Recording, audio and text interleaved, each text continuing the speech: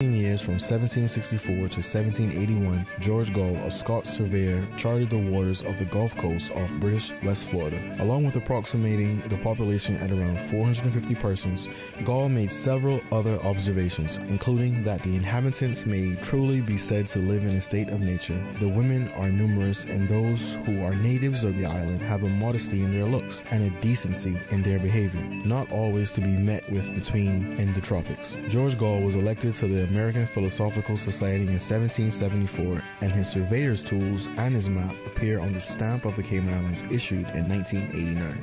It's all about humanity.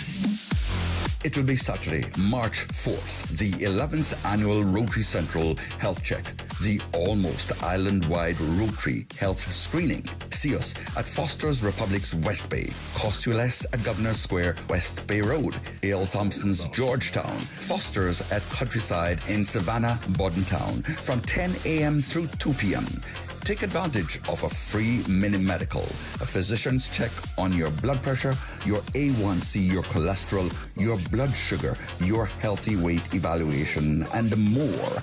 The 11th Annual Rotary Central Health Check in conjunction with the Health Services Authority. Saturday, March 4. Save this date that could save your life. Rotary, all the good you imagine. Radio Cayman's Historical Vignettes was brought to you by Rotary Central. For more than 110 years, Rotary members have used their passion, energy, and intelligence to take action on sustainable projects. Talk Today is brought to you by Subway, open 24 hours in Countryside, Anderson Square in Georgetown, and Centennial Towers in West Bay. And by the Ministry of District Administration, Tourism and Transport. Explore your history, explore your land, explore your sister islands. MedLab in Smith Road Plaza, your complete medical laboratory solution. Call 949-7331. And Savannah Pharmacy in Countryside Shopping Village, convenient opening hours including Sundays and holidays. Oh, I think they're doing a great job. A lot of them are. Good afternoon, Dwayne. How are you? Not too bad, sir. Ladies and gentlemen, Radio Cayman's Talk Today with Sterling Dwayne Ebanks. But I do have some questions. There are more questions than answers. Radio Cayman's Talk Today. If you're ready to talk, we're willing to listen. Well, I really enjoy this program today. Cayman Islands' foremost listeners participation program. May God bless every person.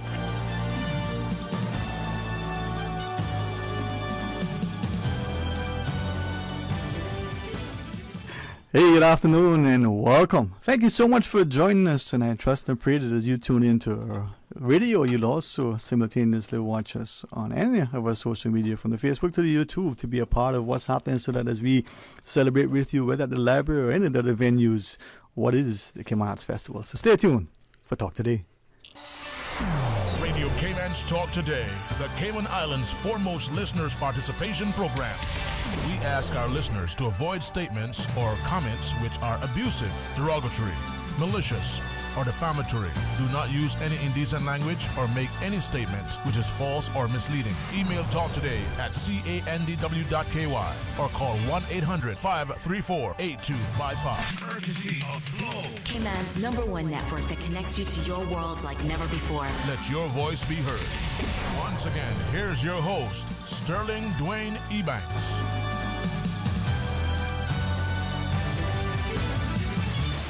Hey, good afternoon and welcome. Thanks for joining us, and thanks to Marius over the Cayman Arts Festival. And we will be missing, his compadre Glenn and Angle. But Marius, good afternoon to you. Welcome.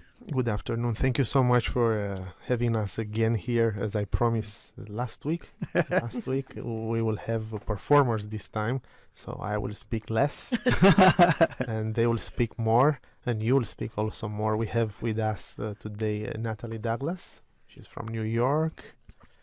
And we already had 2 concerts with her here. Tonight we'll have the third one. We have John Weber, is the pianist that had the great event that on the opening night. If somebody was there and can testify on that. And we have Samuel Rose.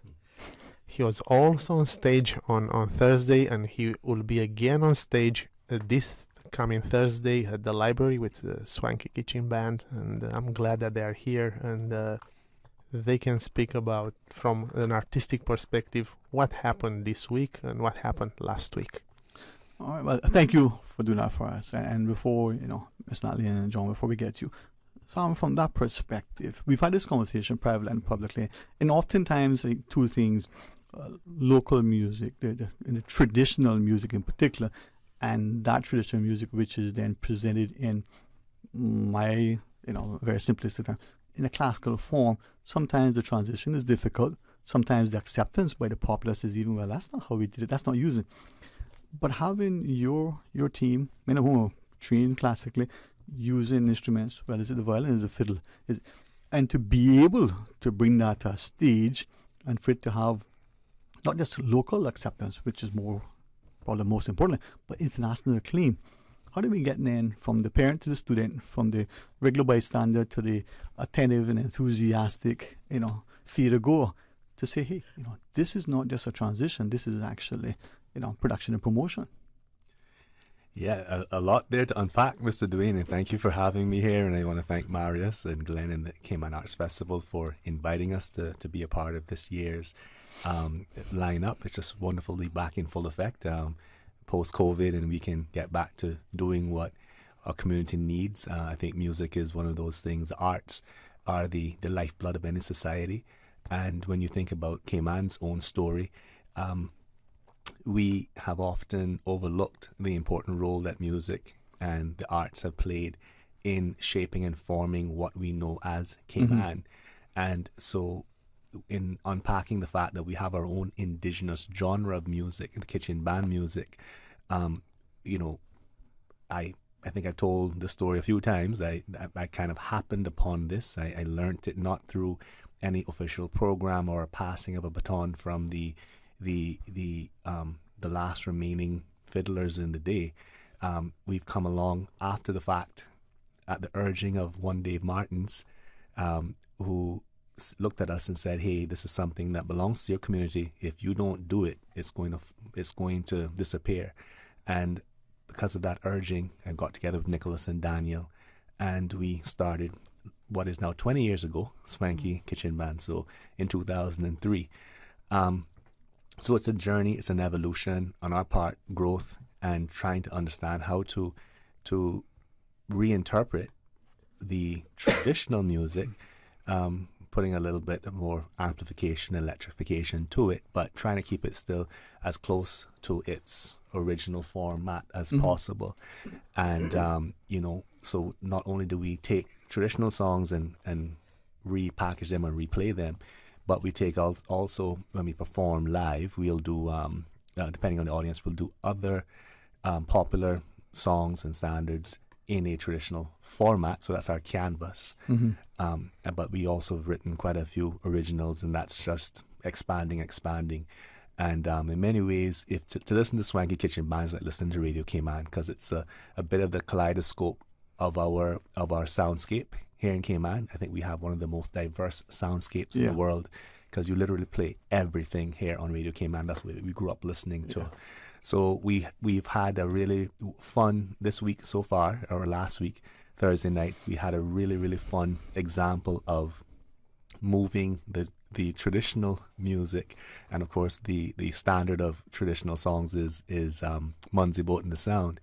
And I got a call from Benil Miller, who was featured alongside the great Mr. John Weber on the piano, along with Pat O'Leary and Dr. Christopher Williams and Alejandro on saxophone. It was an amazing evening of jazz. And I get a call from Benil at 3 o'clock in the afternoon. What are you doing this evening, Samuel? I'm like, I was thinking, I think I'm supposed to be doing something. He says, yeah, I have a show tonight. It's like, that's right. I knew that was something I wanted to do. So I'm like, yeah, I'm going to try and make it out. He says, well, bring your violin. I'm like, he says, we're going to try and do, we've been working on Munzie Boat and the Sound, and I told the guys I'm working on getting the fiddler. So, in typical Benil style, right? At the last second, and I couldn't tell him no. He's a dear friend. He helps out Swanky Kitchen Band as well. He's part of our family, our network of musicians. And I think it was a super, super fun performance, never done before, probably never be seen or experienced again, but to have it reinterpreted through the hands of two master jazz musicians from the States, and have Benil and I from Cayman, Francisco, and Dr. Chris, and of course Francisco from Cuba, all of us working together to represent our traditional song, our national traditional song in Munzi Boat in the Sound. It was real fun. So collaboration is where it's at in music, and that's the future, and hopefully we can do some more of that. In that collaboration, maybe after the break, Mr. John, when we come back, we talk about that, because growing up, whether you listening to the garage band practice in your neighborhood, the jam sessions, or whether you were sort of forced because your parents think it's good for you to come up, but after a while you understand the importance that is the passion is what's in the heart. So when we come back, John, we talk to you, the piano, what does it bring to the audience? What does the master enthusiast bring to the piano? And how do we take it forward? All right, we're going to pause. We take that break. When we come back, well, we have the conversation. For medical lab services in Cayman, go straight to MedLab. Blood test, x-ray, and mammogram, all of that is MedLab. Affordable fees and friendly service, a full professional team. MedLab is always comfortable, MedLab is always clean.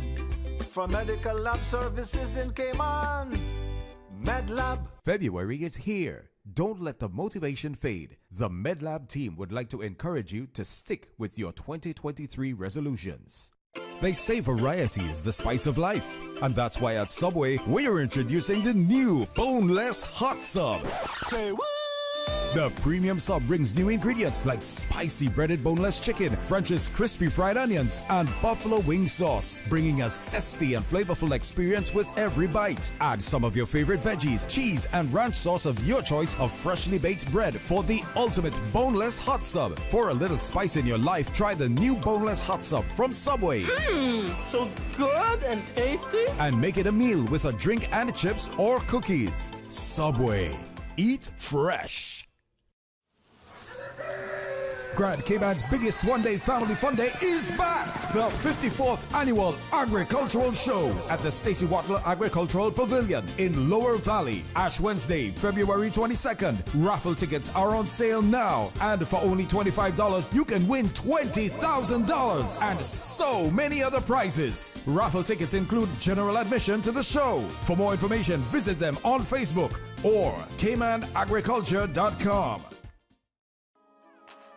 When we can't find the words to express ourselves, the right greeting card does just that for us. This Valentine's Day, greet people with love through our wide selection of Hallmark cards and more at ValueMed Pharmacy. More than a pharmacy, ValueMed has thoughtful gift ideas to help celebrate the love you share with family, friends, and heartstrings. From designer perfumes and colognes, bath spa sets and grooming kits, to chocolates and specially curated Valentine's gift baskets, ValueMed Pharmacy has gift ideas and greeting cards to help connect and share with your loved ones, with free gift wrapping offered for any in-store purchases. Visit ValueMed Pharmacy on Walkers Road and Boddentown. Apply today to the Walker's Scholarship and Legal Training Program. You will join the Walker's Scholarship and Legal Training Program, knowing that you will be offered more, both throughout your time in the program and after qualifying as a Cayman Islands attorney at law. Preparing Caymanians for a career of excellence through mentorship, opportunities, repetition, and experience. Be sure to have your application submitted by 28th of February 2023. Visit the careers section at walkersglobal.com to find out more about Walker's Cayman legal scholarships, articles of clerkship, qualifying work experience, and legal internships. Talk today. But I do have some questions. Talk today. Cayman Islands' foremost listeners participation program. Talk today. Because there are more questions than answers. What the public is saying. Waiting to take your calls right now. Sterling Dwayne Ebanks.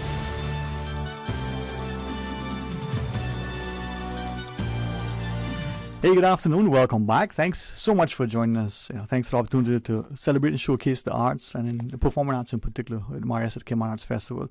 Sam Rose, who under the heart today of the Swanker Kitchen Band, keeping the traditional for music alive. John Weber together with Miss Natalie Douglas for joining us.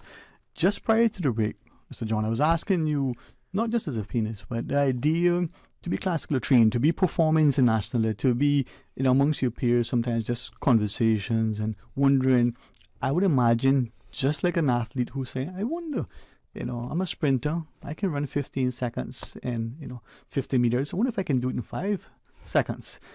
Are you always looking internally as to how I can push the envelope? They're the keys on the keyboard. There are always these, desire, as it were, to take a classical piece and make it your own, or to create an original composition. But then your audience, what does the master instructor bring to the student? What does the accomplished pianist bring to the instrument? I love learning new material all the time. In other words, a lot of people will stop listening to new music by the time they're maybe 25 years old, and they will not introduce new pop songs into their repertoire.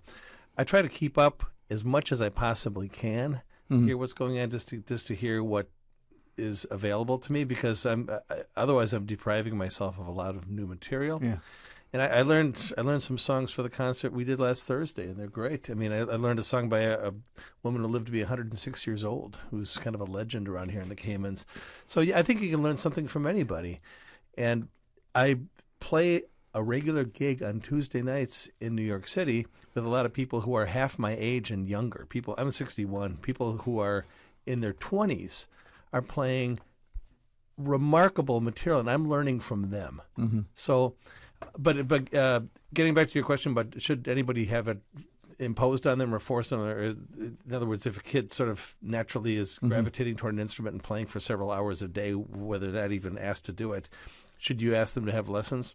Why not? If their interest is there already, if they're already, they have a desire and a propensity to play an instrument, and it's fun for them, yes. If it's not fun for them, if it's a task and you're hitting them on their knuckles with a ruler and saying bad, they're going to associate that. But no, fortunately for me, when I was 3, all my associations with music were pleasant. I would see people having fun doing music. I had a player piano to watch, which is a gigantic toy. So music was always fun. And believe it or not, I never took any lessons because nobody ever had to twist my arm and say, you better do this. I wanted to do it. I wanted to play 5 or 6 hours a day. And I wonder, the gentleman would say, you always leave the best for last as we personally into the discussion. That notion of, and back to Sam's point, with exposing, introducing the wider audience, students or young in particular, as to what is possible beyond our shores, what they may not appreciate that is within them. You've traveled, you've seen, you've enjoyed. Yeah, I'm very lucky. I get to travel and do what I love, sing in front of audiences, but I also, in almost everywhere we go, get the opportunity to teach master classes to young people. So we had, the kids Friday at John Gray, and we had kids from John Gray and also Clifton Hunter. And next weekend, John and I are in Detroit, and the day after our concert, we'll teach a program called Mosaic Theater for young people in Detroit. And I find that, to some degree they self-select because the master class is not held for the entire student body. It can't be. So whomever wants to come, whoever, hears about this from their voice teacher or the student, the school music teacher, they show up. And then when they get on stage and we start talking about why they love a song, how they came to that song. Because I ask in particular for them to concentrate on songs from Great American Songbook, just because those songs are linear and they are, it is easier to dive into the story of the song and how to connect that story to your story, even though you're dealing with songs that are hundreds of years old in some cases. That's easier with things that are linear as opposed to things that are excellent, like singer-songwriter material, but that's meant really for the person who created it. Yeah. So it's music that's so much older than they are, and I love to know how they chose it. What in this song spoke to you? Why did you choose this one? And then we start talking about how you express that with an audience, how you share that with an audience. And I think everybody gets something from that, whatever age you are. So if you happen to have someone in your audience who's 10, my parents took me to live music from the time as early as I can remember. I know I was seeing shows when I was 4, and so I saw Joe Williams on stage with the Count Basie Orchestra, and I said to myself, I want to do that. How do I do that? It was miraculous. And so nobody had to make me learn, like John. As soon as I heard it, saw it, knew what music was, I was down, Again, this goes back to what Sam was sharing, the idea of introducing, encouraging, but ensuring that there's access. So, Marius, with that in mind, what you're achieving through Kim Arts Festival, we as the spectators, as it were, have almost an obligation to bring along others to see it.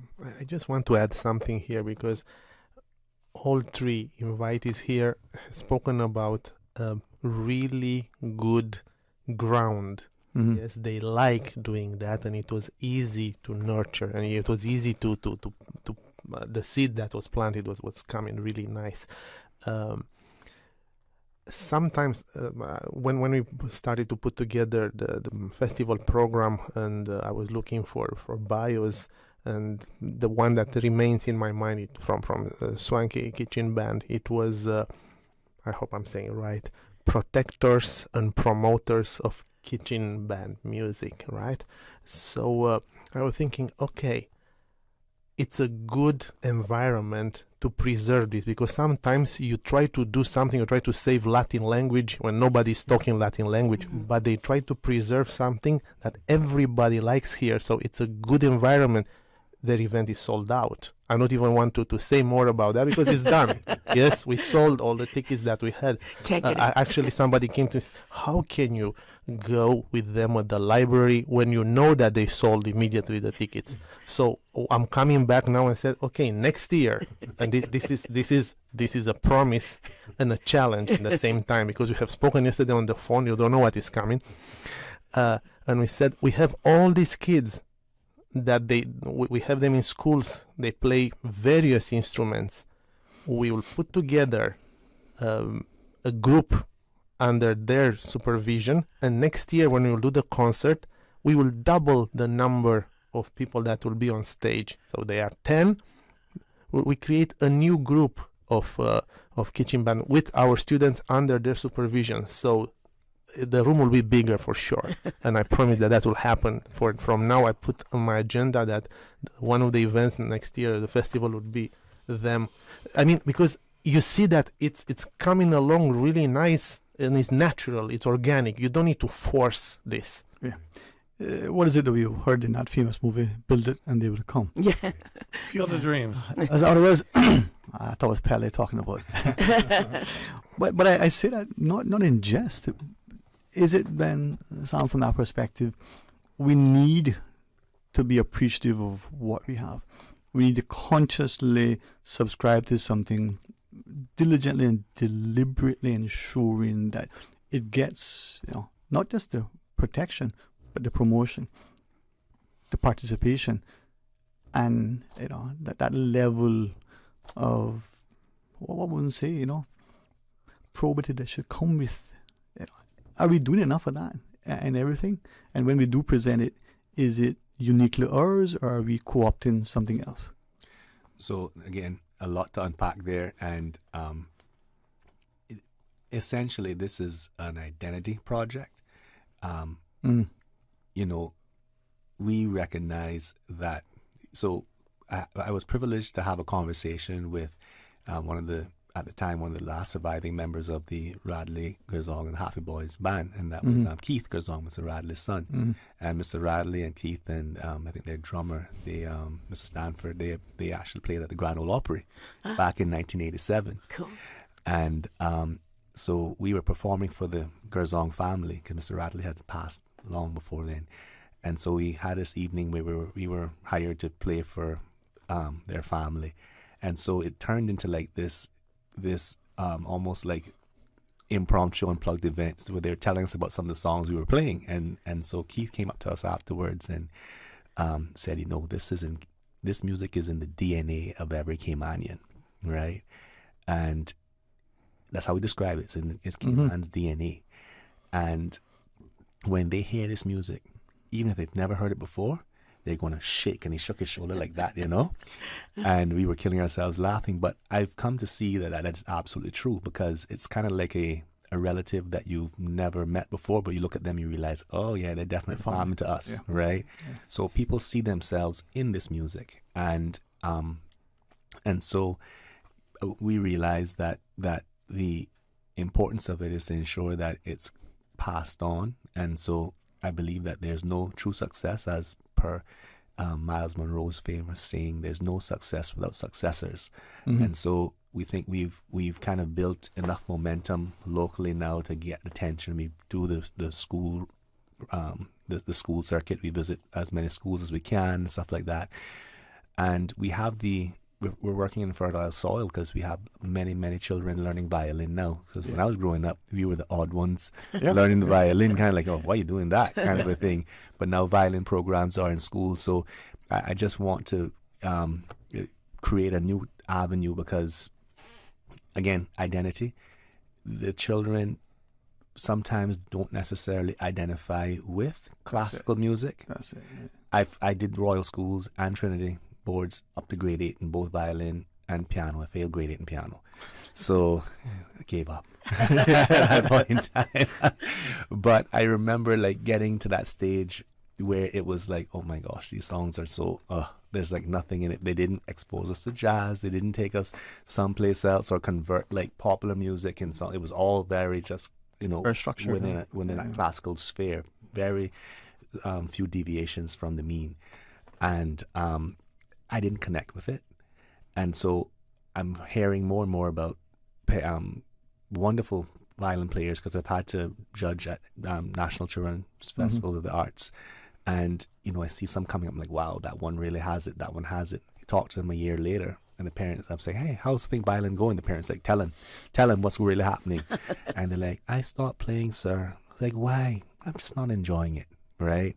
And so if we can connect it back now, and by creating this program, and so Mr. Marius put me to the post, but we're going to make a very exciting announcement in another couple of a week or two, I guess, with the Ministry of Youth Sports, Culture and Heritage. They've approached us about starting a junior kitchen band program, and we have written out a curriculum and everything, and we're about to get ready to roll out. We're going to wait till Cayman Art Festival to finish, and then we're going to roll out the kind of the open call auditions for it, because we're not going to teach kids how to play instruments.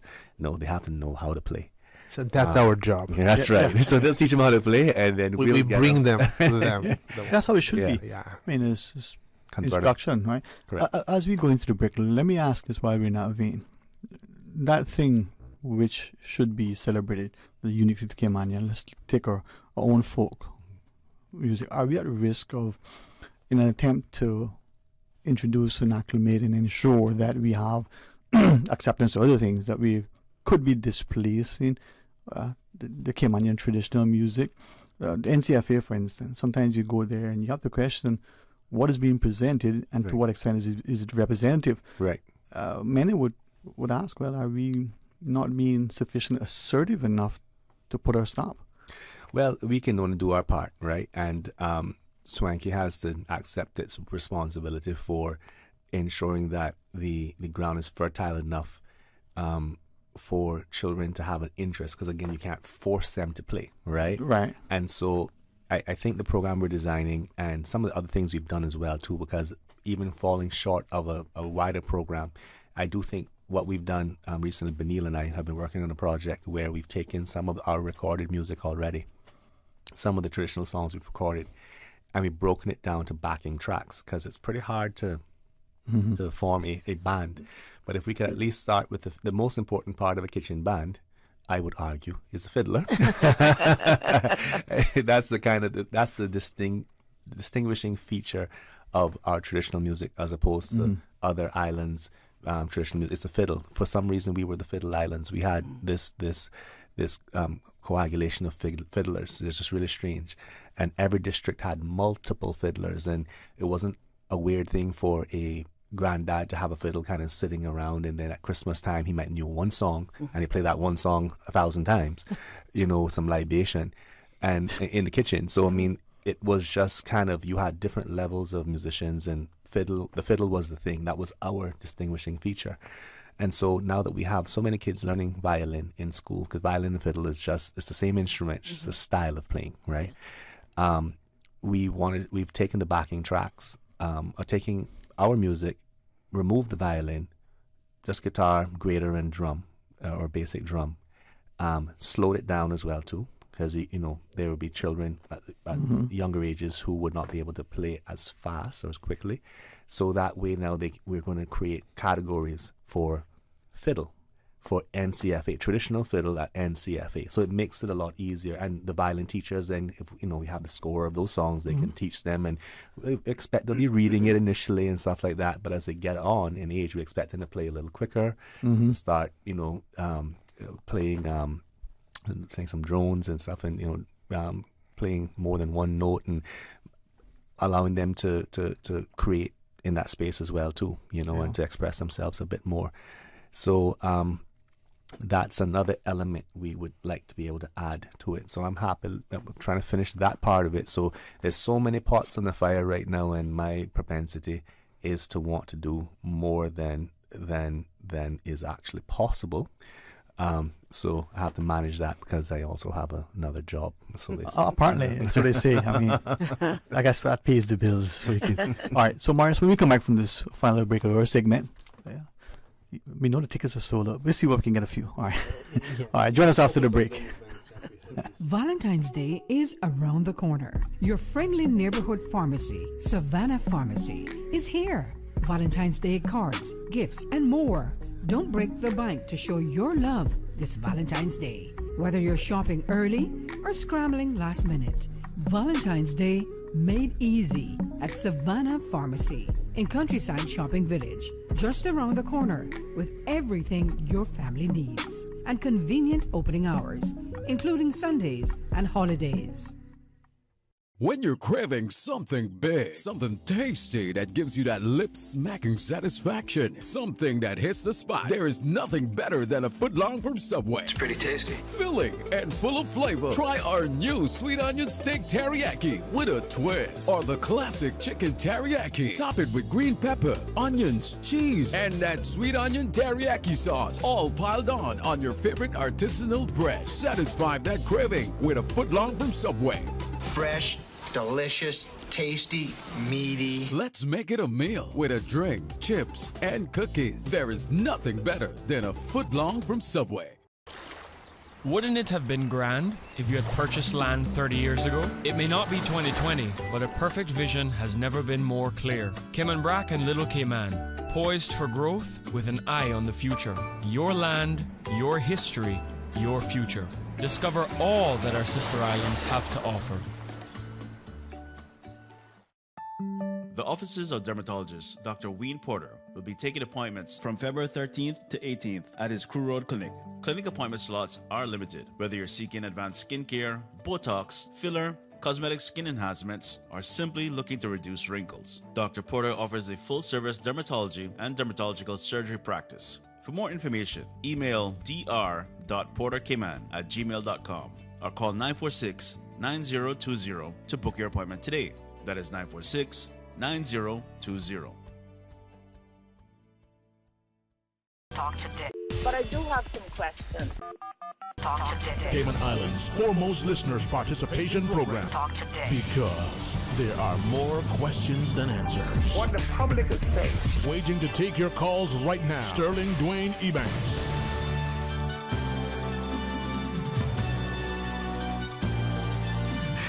Hey, good afternoon. Welcome back. And thanks to Marius and the Cayman Arts Festival for allowing us the opportunity to extend an invitation, to Ms. Natalie, John, and Sam for being a part of our discussion. And hopefully, as Sam Rose shared, that we'll come out in attendance to introduce ourselves, to reacquaint ourselves, but to be mindful that many will travel far afield and never have the wonderful opportunities that are next door. Sometimes just down the road. So, Marius, all of you, well, no, tell us what's coming up. I mean, the Thursday one is out. Yes, even my ticket is gone. It's I have phone calls, and unfortunately we cannot put more seats in the all public library. We have tonight. We have Natalie performing at 7:00 at National Gallery. I will leave her to reveal more on that. Yes. And we will have we still have tickets available on our website and CaymanArtsFestival.com. And also we have Juilliard Jazz. They will come with their most experienced group that they have. It's called Duke Ellington Ensemble. It's formed by students, but they are the most experienced one that they have at Juilliard in the jazz department. They will be here for a concert on Saturday at Westin, 7 p.m. Again, there are still tickets, and I'm saying this, there are not that many, because I know what's behind the scene. There are not too many tickets available. Same on our website, CaymanArtsFestival.com. So I let Natalie talk about herself. And tonight we're doing a tribute that we just did in London in November for the EFG London Jazz Festival. I built a couple of years ago, called the Ella Fitzgerald Show, the First Lady of Song.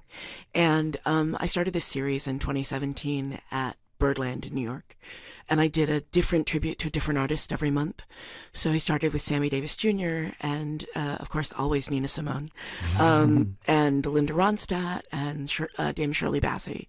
And over the 3 years up to lockdown, I did something like 15 other artists. It's 18 other artists. Dolly Parton, Cher, Elvis, Nat King Cole, Roberta Flack. That was so much fun. And Ella. And creating the Ella Show was just a joy. A new bio on her came out in 2018.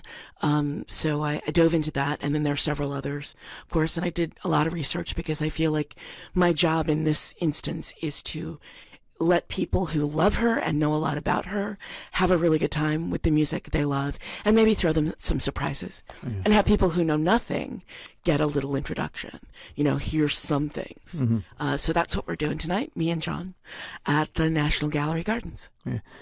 And with that, as I go back to Marius, the authenticity, is that absolutely imperative for you, that you present it in that way, but people come away not with a revised perspective, but with an actual authentic experience? Yeah, I mean, I find the research also informs the music, because those songs were written and recorded at a specific moment in time, a specific moment in her life, something that was happening in the world, something that was happening, to her.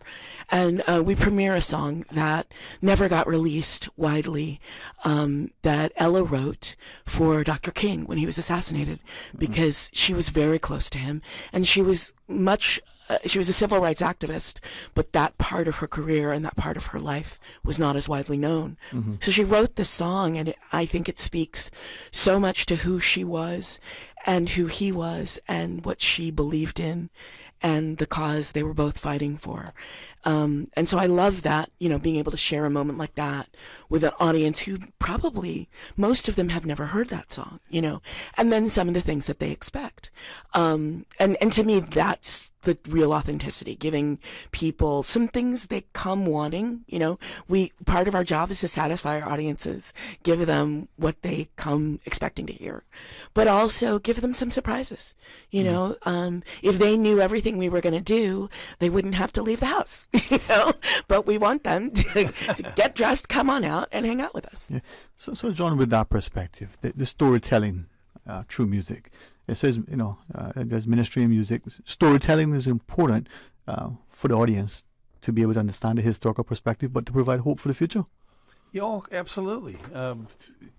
Some of these stories are timeless, and they will be just as valid 100 years from now, and a lot of these songs will be just as valid 100 years from now because they tell a story that's pretty universal. It'll be like little mini Shakespeare vignettes in music. Yeah.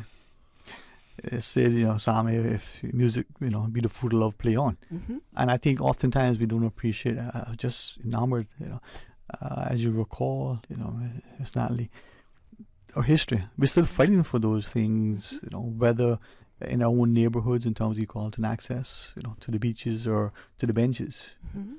But globally, now Sam, whether it's a geopolitical landscape or whether it's the World Cup, music can unify our people.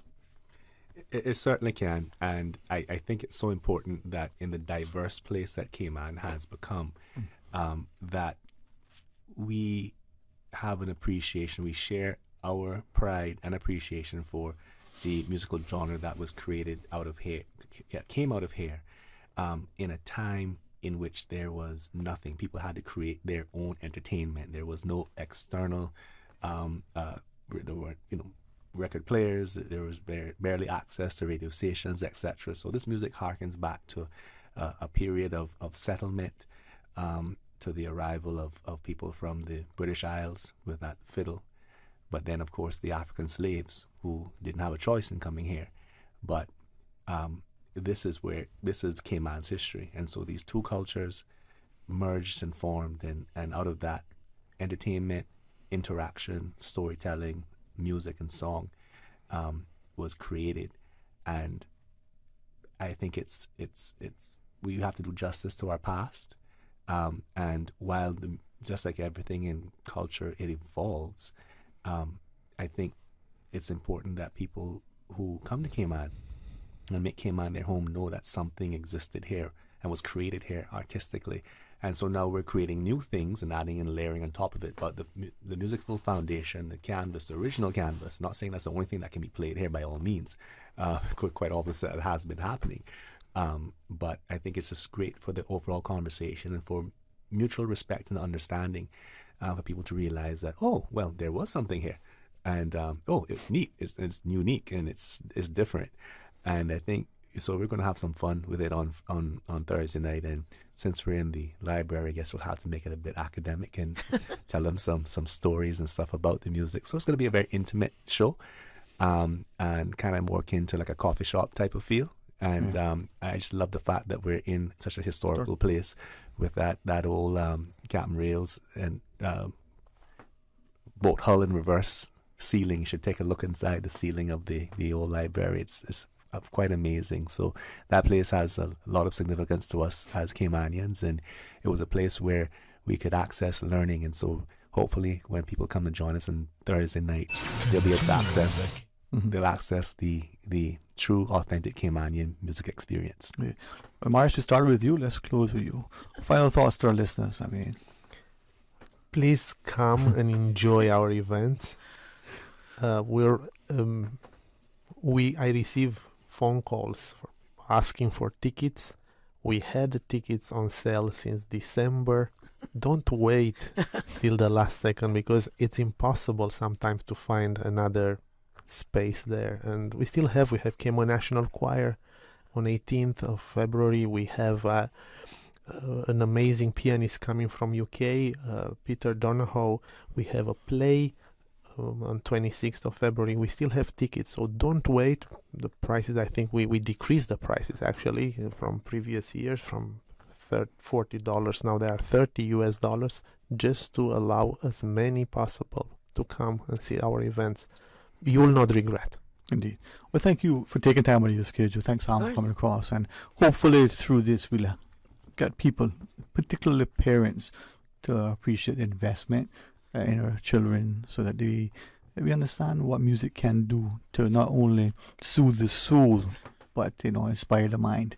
All right, Cayman's Festival. If you got your tickets yet, you better get them soon. Join us after the break for another discussion. Continuing the Caymanian tradition. Let Cora keep my ground so clean. The heart and soul of the Cayman people. Thank you for keeping the culture alive. There's read the news every day. From East End to Georgetown, down into West Bay. Radio Cayman in the Cayman Islands. Today's biggest news. Radio Cayman. Your voice, your choice. Local, regional, international. This is Headlines from Radio Cayman's newsroom. Today's biggest news. The headline news is brought to you by Health Services Authority. With your latest headlines, I'm Felicia Rankin-Zollins. The Ministry of Tourism and Transport and the Ritz-Carlton Grand Cayman are working in partnership to bring a new level of luxury to the Cayman Islands through the Ritz-Carlton Yacht Collection. The agreement will pave the way for the yacht to visit the Cayman Islands, allowing their guests to have a dual land and sea experience, which includes a 2-night stayover on the island. In international news, rescuers are desperately searching for survivors under the rubble of buildings in southern Turkey and northern Syria after 2 huge earthquakes on Monday. More than 5,000 people have been killed, but there are warnings the death toll could continue to surge. One rescue worker tells the BBC he has to concentrate on the living as efforts to find survivors head into a second freezing cold night. Relatives of victims who lived in collapsed buildings have joined frantic rescue efforts in one of the worst-hit Turkish cities using pickaxes and crowbars. Energy giant BP has recorded record annual profits as it scaled back plans to reduce the amount of oil and gas it produces by 2030. The company's profits more than doubled to $27.7 billion in 2022 as energy prices soared after Russia invaded Ukraine. Other energy firms have seen similar rises, with Shell reporting record earnings of nearly $40 billion last week. It has led to calls for energy firms to pay more tax as people's bills soar. These are your headlines. I'm Felicia Rankin-Zollins. For the latest in news and information, follow Radio Cayman on social media, Facebook, Instagram, Twitter. Download the Radio Cayman app or log on to our website, radiocayman.gov.ky. The headline news are brought to you by Health Services Authority. Health Services Authority is now offering online payment options for patients. Patients of HSA can now pay their bills, including deposits, towards scheduled services online at payments.hsa.ky. The secure, new online payment system accepts debit or credit cards and is in addition to the available payment options of cash, check, and online bank transfer. For quick, easy, and secure payment directly from your phone or computer, visit HSA's new online payment system at payments.hsa.ky. Radio Cayman is pleased to feature this special Sister Islands historical vignette brought to you by the Ministry of District Administration and Lands. Explore your history, explore your land, explore your Sister Islands.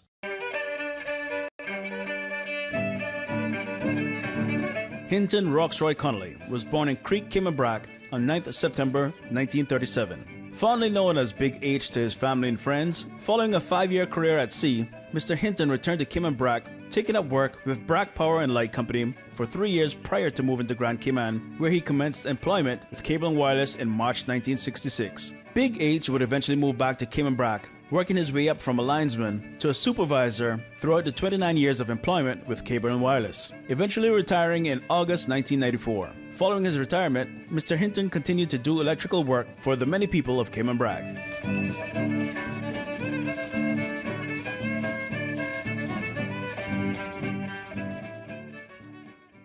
Radio Cayman is pleased to feature this special Sister Islands historical vignette brought to you by the Ministry of District Administration and Lands. Explore your history, explore your land, explore your Sister Islands.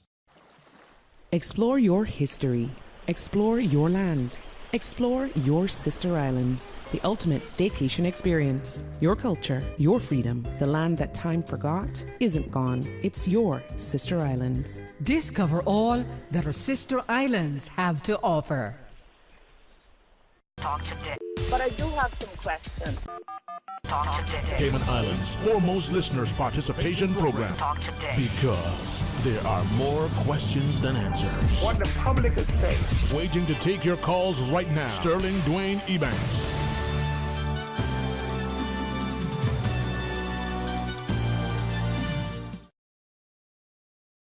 They say variety is the spice of life. And that's why at Subway, we're introducing the newest hot sub.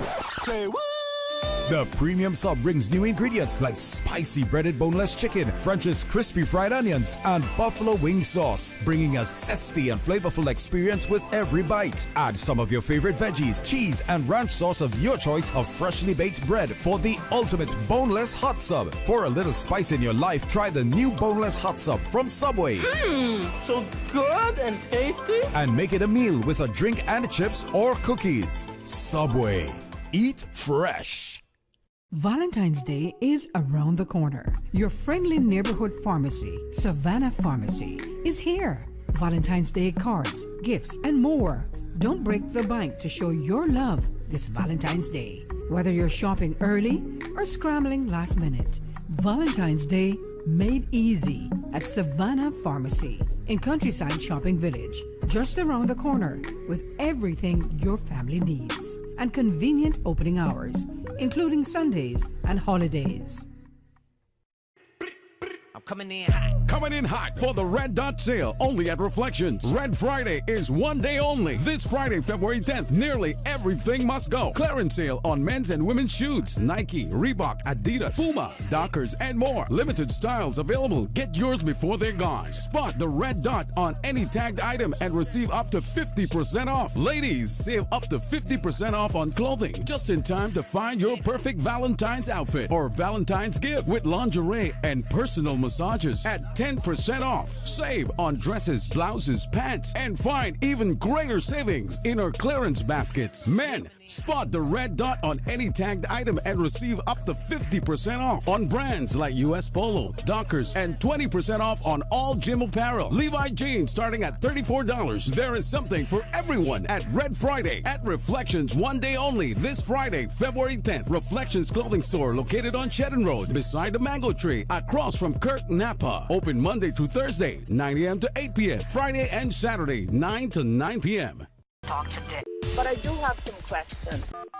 Talk today. Cayman Islands' foremost listeners participation program. Talk today. Because there are more questions than answers. What the public is saying. Waiting to take your calls right now. Sterling Dwayne Ebanks.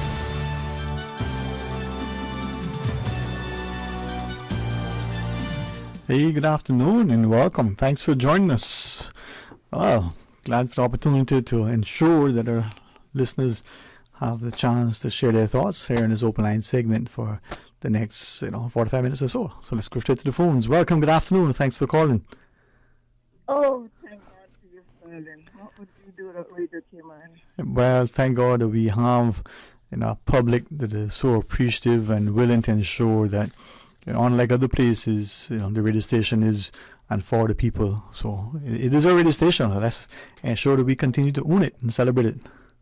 Exactly. There's need more time and more days in a week, and I don't think that is possible. But anyhow. That's a start. Yeah. Sterling, Mm-hmm. I'm coming to you with a heavy heart this afternoon. Sterling, I applied for my taxi license and everything went in, and they called and told me it's ready. Mm-hmm. So I go to pick it up today, and they said we're going to inspect the van, and came out and they inspect the van and say that I don't have my yellow banner on the upper glass and the back glass, and everything else was okay in the van, but I will not be getting my ID until I put these two banners across my windshield, one in the back and one in the back, one in the front, one in the back. Now, we went and priced them. Now, those banners is $200 some, but I got it $200 and someone got for $100. I just spent $500 Mm-hmm. my tax license. I know they're going to tell me that I can't get my ID because I don't have my two banners on my car saying taxi, but my car has on it saying taxi. Otherwise, that not these two big old yellow stickers that they so want on your van. Sterling, the public buses have all these things on their van. We as taxi drivers always had limit stuff on our van. The public buses is gone haywire with so much things on the bus. When you look on the road, we all looking now like Christmas. Mm-hmm. All these colors and so forth. We don't know the difference now half the time, but some of the visitors don't know the difference between a public bus and a taxi. And a public bus can pick up our people, but we as taxi drivers cannot pick up their people. Now you heard what I said, right? Yes, well. Okay. Now, Sterling, the hotels won't be on taxi vans that they go to the airport and pick up their people and take them wherever they have to go. They ain't got no banner or no stickers on the van saying taxi. They have a license plate say taxi, just like we do. Mm-hmm. They don't have nothing. They don't have the ambassador logo on their shirts. They have most of the time the name of Majestic or whatever on their shirt. You understand where I'm coming from? Sterling, I understand they're bringing Hooper or whatever his name is. I don't care who they want to bring. But if you're going to penalize one person, you will make sure you go straight across that board and put every one of us in the same category. So what's good for one is good for all, is what you're saying? What is good for one is good for all. Okay. All a mixed up thing out here. We got buses at the compound, which is 30-seaters. Are tour and they are beach as well. Okay. They don't have anything on their bus. Okay? Mm-hmm. Some of them do not wear no uniform. They was told they don't have to, but they have an ID to go into the port. I don't have anything against that. But Sterling, this taxi business, it is out of hand. It needs to be revamped and put in a better shape and form.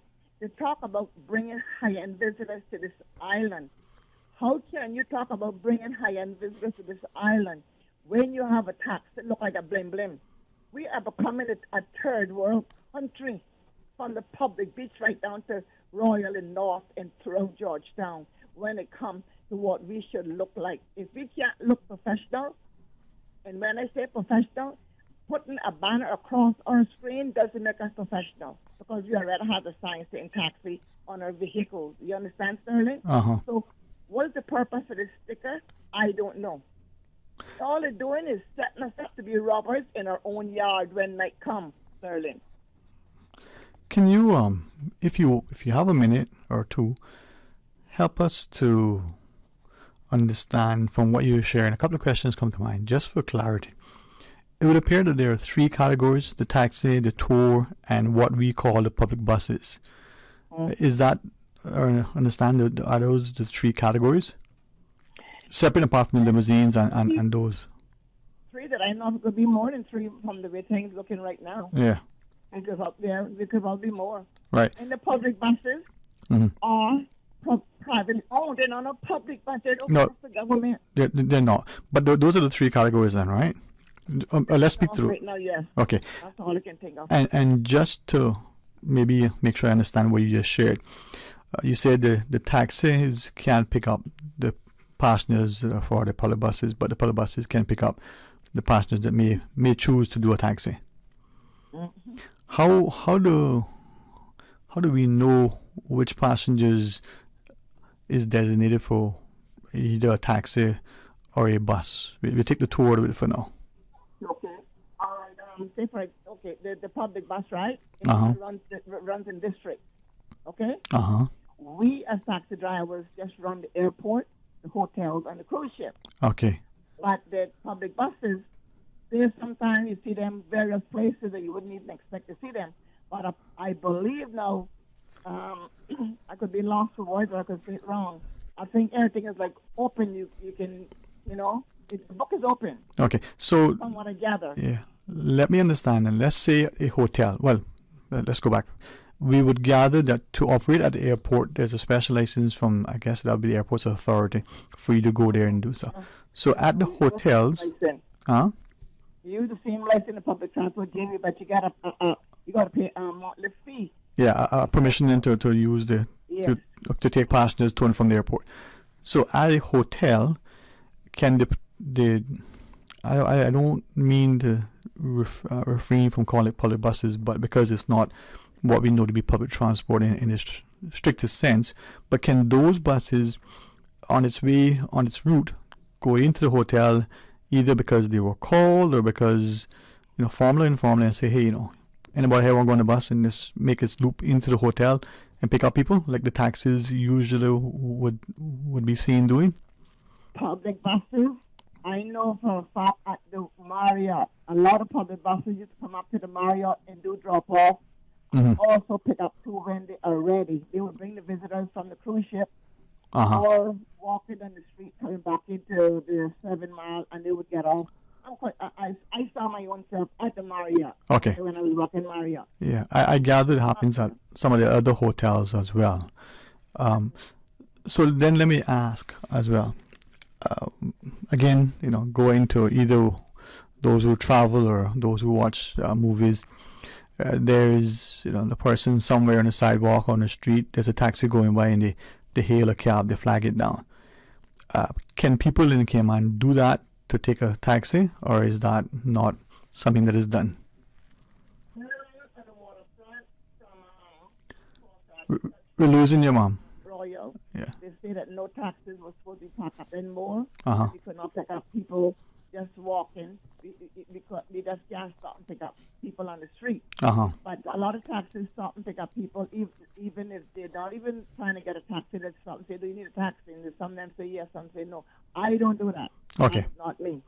Okay. Okay. But the thing with it, Sterling, when visitors come, if you stop, let's say for example, right, you cross in a Marriott and some visitors standing by the pedestrian crossing, and they flag you down, me as a taxi driver, and they say, "Oh, we need a bus to go into town." I say, "Well, miss, I'm a taxi driver. The city buses is running momentarily, but I want a bus. I don't want to pay the taxi price." See where I'm coming from? Okay. Now with that too, and looking at a message that's coming from one of our listeners, I would infer that it's probably in reference to our last question. We have these bus shelters, but this listener is commenting that the buses, not only do they seem to deviate from their route or don't go to their intended route fully, but they seem to stop when and where they want. Is there some sort of regulation or requirement that they don't do that? Listen, Sterling, I'm quite sure public transport has told them that they have to stop certain places. These buses stop wherever they want to stop, anytime. Door-to-door service. I have driven a bus occasionally, and we'll drop somebody off by the Siemens building on Prospect, and then stop by Prospect Road, and then stop by Macross. I call that door-to-door service, street-to-street service, whatever you want to call it. Sterling, I want so much to say, but don't let me get too off of my conversation. But you can ask another question if you like. No, you go ahead and share with us so that because the more that you sort of give us a perspective from what you experienced, perhaps the more of us was having an appreciation, for the things that are transpiring. So you tell us what else you want to share. So, just getting back to not giving me my ID. If I do not put those 2 stickers on, I can't get my ID, and then I will be called off the road. I'll be watched. If I go to a hotel, I'll be watched and pull down, tell me I can't work because I don't have no ID. But let me tell you something, Sterling. I paid $500 for that ID, and it is approved by them in their office, sitting on their desk, and they're not going to give it to me until I come back with these 2 stickers on my vehicle. I want to know what laws out there they can tell them they can hold my ID, and I want to know what laws out there telling them that I have to have these 2 stickers on my vehicle to get my ID. That ID was not donated and it was not begged. I work in hot, broad, and sun to make a $500 to pay $400 CI to get my information that public transport so wanted to keep me on the licensed taxi on the road. And Sterling, we are just a bunch of licensed taxi makers. We go to the compound. We got taxis. We got them from 5:30 in the morning. I better sell them go because they don't have another job, right? I don't go to do that 5:30 shift. They got the pull number. Once in a blue moon, I might get at 8 o'clock. Pull out 8:30. That's once in a while. But these guys go up there practically every morning in Sterling. By the time they get called down, practically it is almost finished because the ones that didn't go to the compound to pull number or not even licensed properly to go into the compound or on the street, I have nothing against it. Don't get me wrong. Everybody got to survive. But if you're going to do this right, you need to do it right. It can't be no half-half. This is a business. And we are presenting the Cayman Islands. And then they can talk about reselling. Try to sell a product. What products you got to sell? What the visitors? a bunch of agony, a lot of discomfort from tourism, Port Authority, and whoever else that got trying to make our taxi drivers a living hell to try to make an honest dollar. What is 80 cents? You know what took me to make $500 US? Yeah. I gather from many of the taxi operators that there are many days, even when there are lots of cruise ships, a lot of stayover tourists, that they go out and they, end of the day, they make very little. And when they have to pay for the fuel, they're actually at a loss. Now, not heard it just one time or 10 times or one time each day. Is this, for those who may not have experienced it, is this really the reality? Well, seems like this is the reality for us that can't fight for ourselves and has no one to stand up with us to fight for us, because right now we got all kind of laws and rules and regulations coming out, but every time we turn around, somebody is coming into the business of taxi or some other business and is trying to just blow off the fuel commanders that left inside there. But I tell you what, they can blow me off when they're ready.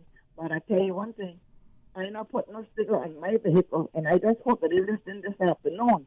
They can keep my ID, and everywhere I go, they can run me. But I go right back again. And they get so tired of me, they got to give my ID. Yeah, I got a message from someone. If you have a second, because I want to answer this person, but maybe best if I ask you first. I got any time. Yeah, you've paid for the license. You've got Eddie, but this sticker that you refer to, you have to put on your taxi. What is that exactly? It just says on the upper burner, taxi number 1224. Right. So you just need to put that on your vehicle to identify you as a licensed taxi operator. I don't think so, because my car already got taxi on it. And it's just a number. Mr. Dirt Bank came up with some years ago, put all these stickers on people's vehicle against everybody's will, and it's not deserted. So when Mr. Moses Kokona was in, we dropped a petition and went to the glass house, and he stopped it for 6 months until they could figure out why was the purpose for this banner. But Mr. Moses did not get back into that high power to do anything after we stopped it, way before COVID. Okay. It stopped. So this person is messaging saying that this seems to be a policy of the department, public transport, that puts in place, and you're saying that it's not something that is legal, as you understand it. It's just something that they want as a policy, and it's just to say taxi number, whatever the license number is. There's no need for it, Sterling, when the public buses have the same thing up there. The people don't know the difference between a public bus and a taxi no more. Because we got the same stickers up on top of car, these big old banners saying taxi. You understand? And I don't see why you should have to decorate your car to the max to try to make $1. We don't know third world country, but we're hearing that third world country and Cayman with the foolishness that's going on. We're not trying to keep Cayman beautified. We're not worried about tourism or main product and all that kind of stuff. We just so getting more and more ghetto as the months go by. And the thing with the two Sterling, I want to switch from that for 1 second. Of course. The public beach.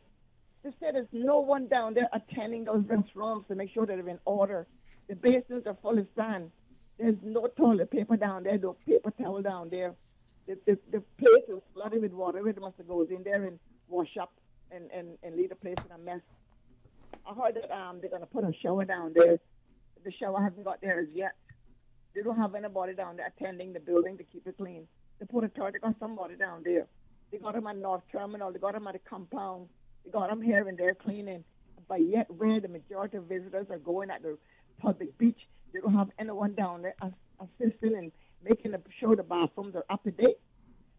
The things that they need. When I went to Royal Pier bathrooms, they know what the big old sign says.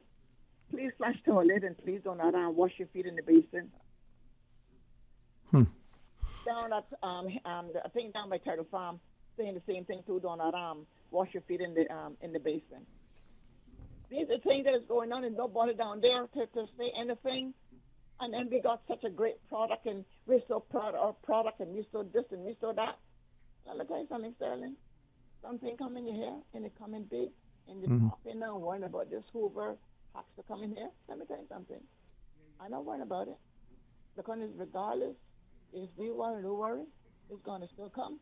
But the few Caymaners that left in Cayman Sterling, we are not getting together and say this enough is enough. We just take whatever the foreigners and the visitors come in and push down our throats as the few Caymaners that left here in this island. And we all should be ashamed of ourselves. Like I told the guys at the taxi stand, you're all running them out. I got 15 of you with me. When I get to where I'm going, I'm the only one in the crowd standing. I'm the one left in the crowd standing. And they're not going to leave me right there by myself. But I'm going to fight for me. All I'm saying today, public transport, I want my ID, and I put no banner on my car. I got stickers on my car as a taxi already. I got a taxi sign to put on my dashboard when it's necessary. And I'm going to run that road, and everywhere that I go and they run me, I go into another location. Yes, you can be daring. They can test me. They can test me. You didn't give me that license. I paid for that. I work in the hot brawling sun for my ID. And they come and tell me I got to bring back stickers on my vehicle before they can give me my ID that I work in the sun and paid for. I don't think so, Sterling. They can have a warm time chasing me, and that's 7 Mile Road. I'm going to get my run to the money. And they can call the police, and I show the police my old ID. I said, let me tell you something. You want a new one? Tell public transport to call me and give it to me. Because they say my car's up to date with everything else. But I can't get no ID. They're crazy. So Sterling, I thank you for listening to me. And I just want to say, all these high-end visitors, they're looking to come to the Cayman Islands. They better be careful what they're looking for. They better be careful. And this Hoover and anything else they bring in. And then all these other places don't have no restriction. But we two little black man up in the bush got so much restriction. We got to do this and we got to do that or you're out the door. Well, let me tell you something. God don't sleep, he don't slumber. And he is coming. Yeah, thank you. And maybe you have another chance to speak to them directly to see if there is some resolution in sight without, too much. But thanks very much, Mom. All right. Thank you, Sterling, for your time. I really appreciate it, honey. You're most welcome, my dear. Bye-bye. And one of our listeners shared that there used to be someone they would clean up at the public facilities at the public beach. Hopefully, that's still available. All right, let's pause and take a short break. And when we return, and the continued partnership with the Health Services Authority, get a chance to talk about their complementary and alternative medicine clinic with Dr. Ebanks, together with our pharmacist, Rosemary Bailey, will be your guest. So join us after the break. For medical lab services in Cayman, go straight to MedLab. For a full range of medical services, pleasant, clean and comfortable environment, no long lines and affordable fees, visit MedLab at the Smith Road Plaza. Open Monday to Friday, 8:30 a.m. to 5 p.m. and half day on Saturdays. Call 949-7331 to make your appointment. For medical lab services in Cayman, MedLab. February is here. Don't let the motivation fade. The MedLab team would like to encourage you to stick with your 2023 resolutions. Freedom, Cayman Brack. Freedom, Little Cayman. Soft breezes, blue waters, no traffic. Unwind and rejuvenate your mind, body, and soul. Sister Island Staycations, a taste of freedom. Discover all that our sister islands have to offer. Head east on Cove Road. Sharp left on Church Street. Sharper left. No, your other left. Did I say left? Nope, you missed it. Okay, I'm lost. With money-saving bundling options for home and motor, we're like a GPS that doesn't steer you wrong. CG Brick K. Good like that. Let's stop and ask for directions. Valentine's Day is around the corner. Your friendly neighborhood pharmacy, Savannah Pharmacy, is here. Valentine's Day cards, gifts, and more. Don't break the bank to show your love this Valentine's Day. Whether you're shopping early or scrambling last minute, Valentine's Day made easy at Savannah Pharmacy in Countryside Shopping Village, just around the corner with everything your family needs. and convenient opening hours, including Sundays and holidays. Join us Friday, February 10th at the Harquail Theater for the Valentine's edition of the Laughter Lounge Comedy Show, hosted by Corey Bell from Showtime's Monique and Friends, featuring comedians Mark Gregory and Mark Henderson. Come on down to the Harquail Theater this Friday, February 10th for a belly full of laughter. Happy hour is at 7 p.m. and the show starts at 8 p.m. sharp. For tickets or information, visit laughkman.com or call 326-4510. Sponsored by Heineken, Sky Vodka, and Executive Services. For medical lab services in Cayman, go straight to MedLab. Blood test, x-ray, and mammogram, all of that is MedLab. Affordable fees and friendly service, a full professional team. MedLab is always comfortable, MedLab is always clean. For medical lab services in Cayman, MedLab. February is here. Don't let the motivation fade. The MedLab team would like to encourage you to stick with your 2023 resolutions. Talk to Dick. But I do have some questions. Talk to Dick. Cayman Islands' foremost listeners participation program. Talk to Dick. Because there are more questions than answers. What the public is saying. Waiting to take your calls right now. Sterling Dwayne Ebanks.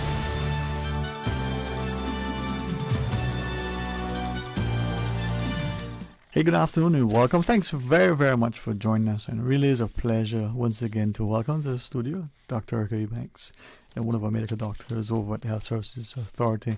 And if she would let me see her, and accompanying pharmacist, Ms. Rosemary Bailey. It's not just inspiring for me, but I'm encouraged to see that as a country, we invest so heavily in our health services. But as individuals, you take up the mantle, you specialize, you instruct, and you nurture and you ensure that your patients get as much care and personalized attention as possible. And to see that continued investment, both as individuals but as a country, it's admirable. Thank you so much, Dr. Ebanks, good afternoon, ma'am. Good afternoon. Ms. Rosemary, welcome to you. Thank you, and good afternoon to you too. If I might at the outset, and for those who've not had a chance in our last discussion, to be reminded. We talk about, complementary and alternative medicine, and some would know, some would understand, but Dr. Ebanks, from that perspective, what is it we're talking about? What is it exactly? Sure. So we abbreviate it CAM, complementary and alternative medicine, and that's a huge umbrella term that encompasses many different specialties. So we have what we do, herbal medicine, there's acupuncture, traditional Chinese medicine, there's naturopathy on its own, massage therapy, essential oils, chiropractor. There's so many specialties that fall under the umbrella term of complementary and alternative medicine. Mm-hmm. You're a trained physician, a medical doctor, Yes. Dr. Ebanks, MD, Dr. Ebanks. And yet sometimes when we, just the general public, talk to alternative medicine, or we speak to herbal medicine and the like, there is this perception. Now you're saying it's complementary. Help us to look at some of the conditions. You mentioned some of them, but headaches, is this more than just your mother, your grandmother telling you, go to the backyard, pick this particular tree on this particular day, do this particular thing to it, and then come inside and all is well? All right, so just a slight correction. Yes, earlier. please. Yes, please. Not MD, but MBBS. Oh. A little bit different, but no, help me to understand, because that's fine. Let's just. But are they both medical doctors? Yes. Okay. Yes. So made school. Yes. Not like me, who just didn't like biology that much. Okay. Or English and American, maybe. Yes, exactly. And back to the question that you asked about, headaches and going in the back and getting herbal medicine. So slightly like that, but a little bit different. Of course, we have the botanical or herbal medicine, right, which is first and foremost. But we also, we issue advice, holistic advice on various conditions. And I know you mentioned headaches, but we see a lot of patients with various ailments. Digestive health is a big one. Skin issues like eczema, of course, the headaches, flu symptoms. And of course, the big ones like hypertension, diabetes, high cholesterol. We see so many things in the clinic. I can't begin to list them all. And that's I really appreciate that, because I think more and more as people, we're interested in what we are introducing to our bodies, whether it's that thing that we've always, ate or put on our skins or what have you. Yes. But the places we go, maybe how long we go to the places, even inside our homes. We talk about the indoor air quality. We look at, volatile organic compounds that may be off-gassing from the adhesives that are, looking at a studio here, and it's nicely insulated. But to what extent, that could be impacting our lungs and the like. Yes, I think that everyone on a maybe if not a daily basis, but every once and again we should take stock of what's happening to us, whether it's what we eat, what we put on our skin, yes, the air quality around us. There's so many things that can be improved in our lives, daily lives, and that is a really good practice to take on. Is to try to look at our environments and see what we can improve on. I mean, and perhaps, Rosemary, from that perspective, I'm thinking, again, some of us liked certain subjects, some of us didn't. Some of us didn't pay attention to certain things particularly. Probably was one of them. But our skin, I guess, is an organ, right? And we know if we were outside, around a campfire, or we were barbecuing, the smoke gets in our clothes and in our skin. So I guess things can get into us. With herbal medicine and the like, it's a science as much as an art, or is it? How do we make sure that, just like the titration with that new fancy drug that has got approved by the regulatory agency, is probably well? Oh Lord! So okay. So you did introduce me as a pharmacist. So I am a trained clinical pharmacist. I was trained at the University of Technology at first, and then I went on to do my master's at the Robert Gordon University. So, with that knowledge, I'm able to bring that expertise to the clinic. So you're wanting to know, how are we keeping it safe? Because we're still regulated. So in terms of how we source our herbs, we try to get them from the reputable companies, and we try our best to get organic grown products. So you start out with a good product, and then you can rest assured that you will have the quality at the end. If it's okay, and as medical personnel, I know you have an oath, that you take, and you have this professionalism. So help me that I don't exaggerate nor misspeak unknowingly. The little bit that I understand and from the individual. So in preparing for today's discussion, it just happened. I don't think by coincidence. I think things happen. Some have shared, I've been to the clinic, I've gotten certain things, and they've seen, their words, phenomenal, amazing, almost unexpected. One lady said, incredible results that were better than that over-the-counter or that prescribed pharmaceutical. Not knocking pharmaceuticals at all. One of these individuals is, well, my perspective, very knowledgeable, very experienced, very deliberate, and shared that many times, and hopefully this is true, I didn't question it, many of the pharmaceuticals have their origins in some sort of plant or tree or something somewhere that has been synthesized. But she shared that just whether it's elixir, tea, or an ointment, or a rub, or whichever, that is more than psychosomatic. She could see something. Now, in listening to that, I'm thinking, wow. So we have this thing that is natural, but then you bring the science to it to make sure that it's just like any other, quote unquote, medically prescribed drug. Yes. Sorry, I'm just piggybacking on that a little, because I'm happy that you mentioned that. Because if you think of something like digoxin, that's from a plant, and it's used to treat arrhythmias. And we have things like the psyllium husk that we use in the herbal practice, as well as in the conventional pharmacy, and aspirin. That's what I know, because we have from the salix and so on. And there's also the periwinkle plant, where we have the vincristine and vinblastin, and that's used in chemotherapy, right? So we do have several plant-based, because they're medicines. We always point that out, that persons should not take them very lightly, because they're herbal remedies, but they're medicines. And so that's why we're here to protect you and to make sure we give them in the proper doses. Yeah. So Is that a challenge then that maybe we, just as ordinary people, we hear herbal medicine, but we don't understand that it's not just herbal, it's medicine. And just like you wouldn't take too much of that thing that your doctor prescribed for you that has been the latest, advertised pharmaceutical, it's a medicine. Yes.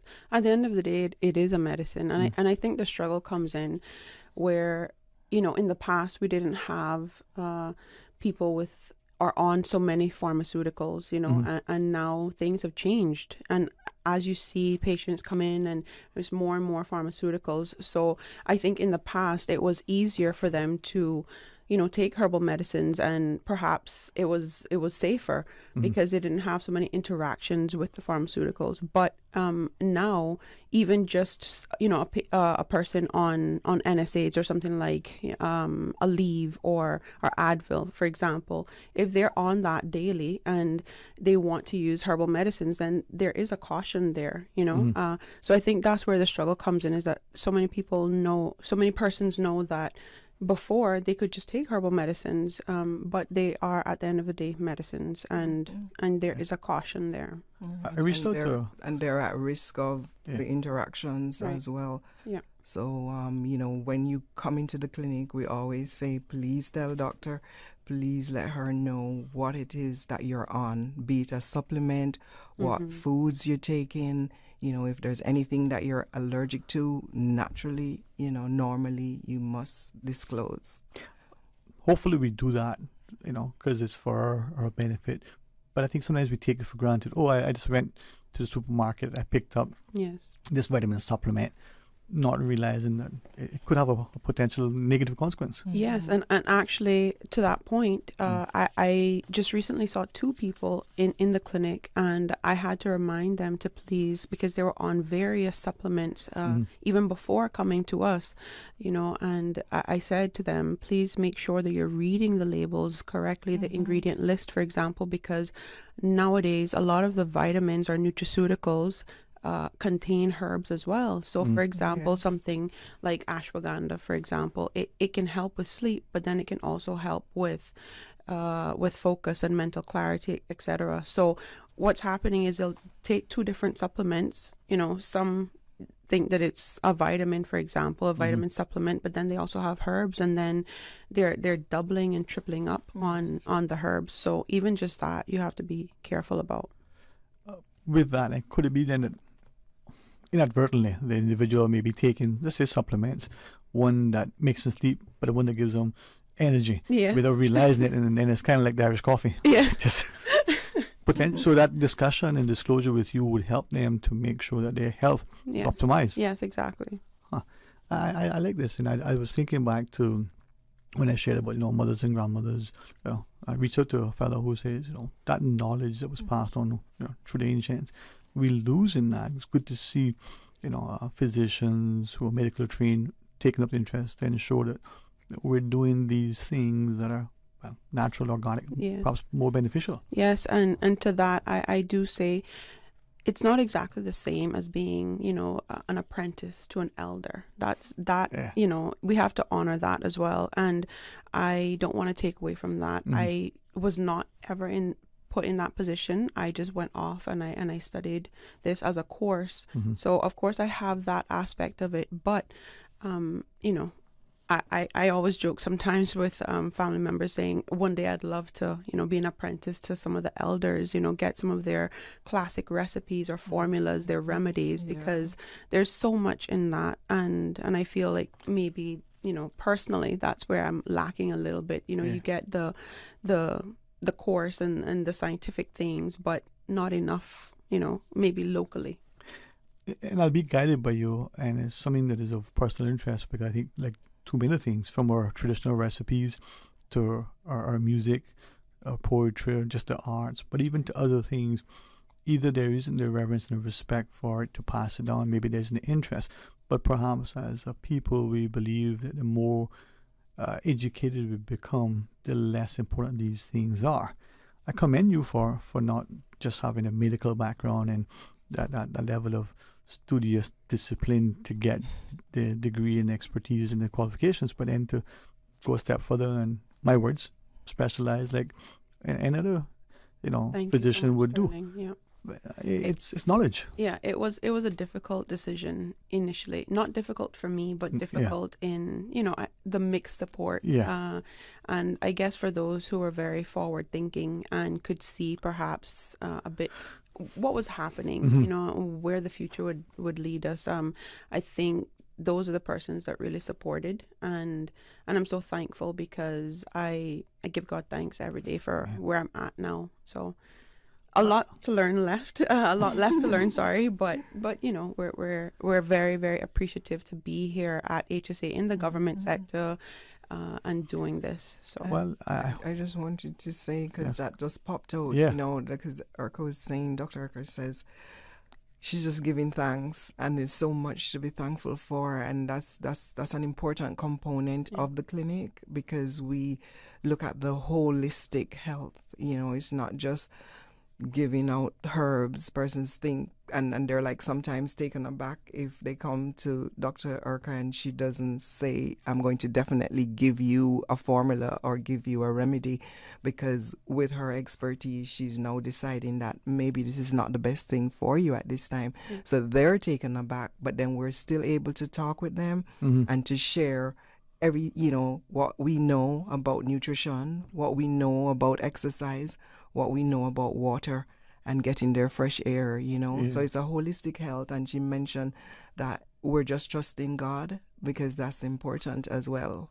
Well, if it's okay to the general public, I'll say it and stand by it. I commend the government, HSA, for having the vision and that determination, just like they've set up specialist clinics for, urology and physio and, all the other areas from cardiology and the like. They would dedicate something like this that is not just complementary and alternative, but ensure that we demonstrate a vision. Well, I'd like to thank everyone who had, a voice or a decision making in where we're at and opening this clinic. But personally, I always like to thank Dr. Delroy Jefferson, because without him, we probably wouldn't be here. He was very forward thinking. He's been a huge support from the time I even left Cayman and came back, and then left again and come back. So I want to thank him personally. Continue your studies, yeah. Well, thank you for showing up publicly, because I think we commend that. We look at other jurisdictions and we say, why can't we be? But if we have the courage, we have the vision, the passion, and we're willing to make the investment, the sacrifice, we have the discipline, we can have these things that would complement. I'm thinking as a prospective patient, how I could benefit from something. We know it's real science. We know the positive benefits of it. But is there still us, the populace, saying, now that we have a medical, MBBS, you taught me something today I didn't know. I thought a doctor is a doctor, except when a doctor specializes. MD, and so I learned something today. Thank you. There's a DM. There's a DM as well? Yeah, there are lots of different, suffixes. I we're not getting into that. No, thank you. I mean, I always distinguish between those who have sort of, THD and PhD and that sort of thing, and doctors of, theology and music and whatever. Yeah. But I thought a doctor, whether you were qualified in the US or the UK, but those symbols and letters after mean something. Yes. Already. Well, I learned something new. See, you're never too old to learn. But back to a point that you made about, the science behind it. Yes. Just a note that I know some persons are still like, is it really science, and etc. But I'd just like to say that there is a lot of science behind it. It's just perhaps a lot of the studies are not in your face the way that that it is for pharmaceutical medications, for example, because of course you have billions, not millions, billions being pumped into pharmaceutical research and whatnot. But I think, because I guess for whatever reason, whoever says, doesn't want, someone to be able to grow their own herbs because, we're not going to make money off of that. And but you can see it actually when there are certain things that come into market and funds to be made from it, then it all of a sudden becomes a lot more popular. So we see examples like turmeric and St. John's wort and even ashwagandha now, and even the cannabis as well. So before it was, a huge stigma, and so now when the funds are there, the research starts to pop up, right? And So saw palmetto. Lots of herbs are on there. So. Follow the money, they say. And what is interesting about it is, once you get into it, because like as a part of pharmacy, we do pharmacognosy where we study the plants as well. Mm-hmm. But what I am loving about doing this, and I'm so excited that Dr. Urka also allowed me to come on this journey with her, because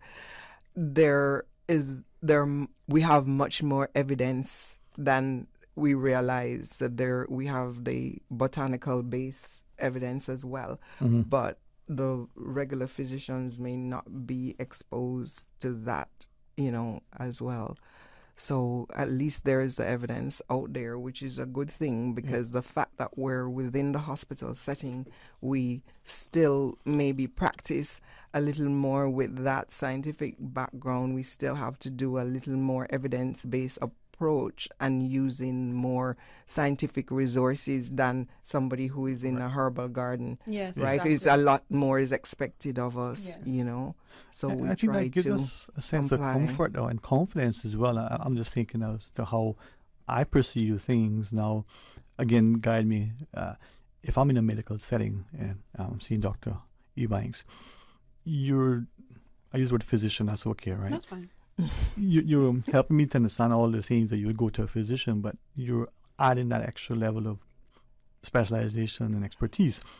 Like if I went to Dr. Larson, for instance, I have an issue that he's a specialist in. He can guide me, better than my buddy who's next door to me exercising. Yeah. But more so, our grandmothers who would say, go pick some cerasee, but get 2 leaves, not 20. Yes. They know from history, but from more as well. Yes, exactly. So, I mean, we like Rosemary mentioned, we do have more resources at hand than, say, perhaps someone who's just doing it as a hobby, for example, or growing their own garden. And not to downplay that either, because they might have that kind of community experience that perhaps, we others need. But we do have that at hand, and we're able to guide patients a lot more. What I'm hoping then as I was thinking about today's discussion, that we as a country, but we as the policymakers and those who vote, the budgets for education and healthcare, those who may be at the helm of the agency like the HSA board or whatever that mechanism that creates the authority to do the thing that we want done. We start as a populace to take it up. So like our perception of other either institutions elsewhere or the jurisdictions where they have centuries of knowledge that has been acquired and passed down. At some point, we'll get there. And that's my hope, is that we bring back a lot of those things. We're not here to do it all, of course not. I say all the time, the multidisciplinary approach is thrown out so much in conventional medicine, but in holistic medicine we also use that approach, because, for example, if a patient comes to us and I feel that they need massage therapy or to see the chiropractor, I definitely give that advice as well. So, but with botanical medicine, we can't target every single thing. It is a multidisciplinary approach, and I like to give that advice and refer people out as well. Yeah. Well, the fact that we're speaking to trained medical personnel way within the Health Services Authority remit, as it were, that there's that expectation of professionalism, there's a support. That would be comforting for people like myself who, you don't buy sushi from a gas station, no matter if you owned it. I mean, at least I don't think you would. If my brother bring me fresh fish, I'm going to trust that because I trust the source. So we can trust, I'm conscious of the fact that you'll get back to your clinic. We have more time, but we will end at 2 if you wish. With that in mind, if those who want to come to see, what services are available, how do we get there? Or what do we do, Dr. Ebanks? So we're located at the Smith Road Center on the 3rd floor, specialist floor. There are other specialist services there, so you can find us there, and you can reach the appointments. The appointment section of the hospital, or you can call the main hospital line, and there's an automated service you can get through there, or you can simply just pop by 3rd floor and ask the front desk staff to guide you as to how to make an appointment for Dr. Ebanks, complementary and alternative medicine practitioner, physician. Well, again, if the the government of the day and those and the HSA in general wouldn't mind, I like people who are visionary, who are leaders, who are prepared to say, let's invest in our people. And if we can do something like this to complement our healthcare and our well-being, that shows we're forward-thinking, we're courageous. Yes, and I'm also very pleased to see that the Ministry of Health, they've rebranded, renamed, and it's wellness, wellness. So that's so important, and for all the other disciplines out there, complementary and alternative medicine wise, whether it's private sector or public sector, I'm just thanking them all for just being here, present in our community, because we need that aspect, not just symptoms and pathologies, but also wellness. And what is so striking is that how many of us would go to just for example the supermarket, we'll go to that vitamin supplement aisle and we say, this good for sleep, this might be good for focus. We might even go online somewhere and read, this thing is tried and true. But have you stopped to think that we can go to a physician and say, hey, I want to achieve this outcome. Yes. What can you do for me? Yes, exactly. If you didn't know it exists, now you do. Now you do. So the clinic hours, and you're within the specialist area? Yes, so Smith Road Center, 3rd floor, specialist floor, and the hours are 8 to 4. Monday to Friday. Monday to Friday, yes, exactly. Okay. Wow, man. And it's important. I think this is where we are being reminded that we're forward thinking, that we're putting health and wellness at the fore for our society. And as people can look and get the expertise and the professionalism, many places don't have what we sadly probably take for granted. Yes. So thanks for coming to share with us. Thank you so much for having us, Sterling. It was so nice to be back. Well, you know what, I was excited. I did a little reading in some areas that I probably wouldn't have. Now have a ton of questions. So if it's okay, I'll come across and make an appointment. Yes, of course. And we're just so pleased, that we're able to offer this service. And we're just reminding the clients out there, those who have come already and those who will be coming, that when we give you the instructions, it's not because we want to give you a lot of information or a lot of paper, because we know that the information is just all around, but it's because we do care. And because we know the dangers that can happen if you're taking too many things together and you're not mentioning it. Because that's the challenge that we still have. Like we will share with them that they should disclose everything, and then we pop up somewhere that they're taking another medication and they never told us, or they get pregnant and they don't tell us. So some of these things, it may seem simple, but they're very important in how we will serve them. Well, that's not advice. Thanks for reminding us. I think too many of us, and I'm not trying to offend anybody, but we take for granted, it's just a herb, over-the-counter thing, that's but it's a plant. We don't realize how it could affect us, and if we don't tell our physicians, how do we expect them to know? Yes, exactly, So, and that goes for all physicians. You should declare as much as you can, because it's a confidential, consultation at the end of the day. So whether it's complementary medicine or conventional medicine, you should declare as much as you can, because physicians, practitioners, we're all like little investigators, and if we don't have the pieces of the puzzle, then it makes it more difficult for us. Yeah, we don't want something to have a negative consequence. Yeah. But thank you. I'm hoping that as the year unfolds, that you'll be able to come back on again with us. Yes. You know what? I'm gonna have my team call you, make an appointment. Thank you, Sterling. Next time they see me, I might be muscular and handsome. Is there a pill for that? No, it's a herb. It's a herb. It's a herb. But thank you very, very much. And I'm hoping that as a country we'll, make very good use of the complementary alternative medicine clinic, and as a as a government, we vote the necessary budgets to continue to invest in education and healthcare. Yes. Thanks for taking that out of time to study. Enjoy the rest of your week, ladies. Thank you too. All right, Thank you for having us. We're going to have some fun when we return as well. So stay tuned for Talk Today. Follow Radio K-Man on Twitter. All the latest information, breaking news, community events, and more. Follow us at twitter.com/Radio K-Man. Today's biggest news. Radio K-Man, your voice, your choice. Local, regional, international. This is headlines from Radio K-Man's newsroom. Today's biggest news. With your latest headlines, I'm Felicia Rankin-Solins. The Department of Commerce and Investment advises the public that its counter on the first floor of the Government Administration Building will be closed on Friday, February 10th at noon to facilitate a staff function. Normal operating hours resume on Monday, February 13th, as its offices open from 8:30 a.m. while the counter will be available from 9 a.m. In international news, a 6-year-old child who shot a teacher at a Virginia school allegedly once choked another teacher until she couldn't breathe, according to a legal notice filed by the injured teacher. The child's alleged past behavioral issues surfaced in a notice to claim letter sent by her lawyer.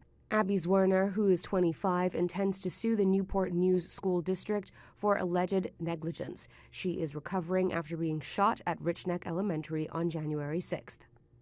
At least 3 suspected Chinese spy balloons flew over the U.S. undetected during the Donald Trump presidency, defense officials have said. The U.S. did not detect the balloons at the time, citing a domain awareness gap. They may have initially been classified as UFOs, according to the New York Times and Bloomberg. These are your headlines. I'm Felicia Rankin-Solins. Today's biggest news. Radio K-Man, your voice, your choice. Local, regional, international. This is headlines from Radio K-Man's newsroom. Today's biggest news. Talk today. But I do have some questions. Talk today. Cayman Islands' foremost listeners' participation program. Talk today. Because there are more questions than answers. What the public is saying. Waiting to take your calls right now. Sterling Dwayne Ebanks.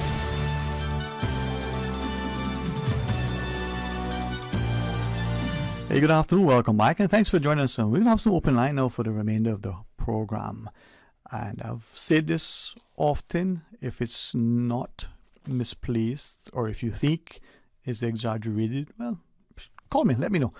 But I think the country's, true pillars in its economy is simply, strong, robust health services and equally strong, robust education systems. And in our country, would like to publicly commend all of our practitioners in both areas and our government for its continued investment in those, in my mind, the pillars. It's great that we have financial services and tourism and all other things, but again, at risk that some would say it's misplaced or exaggerated, but I don't think it's unfounded.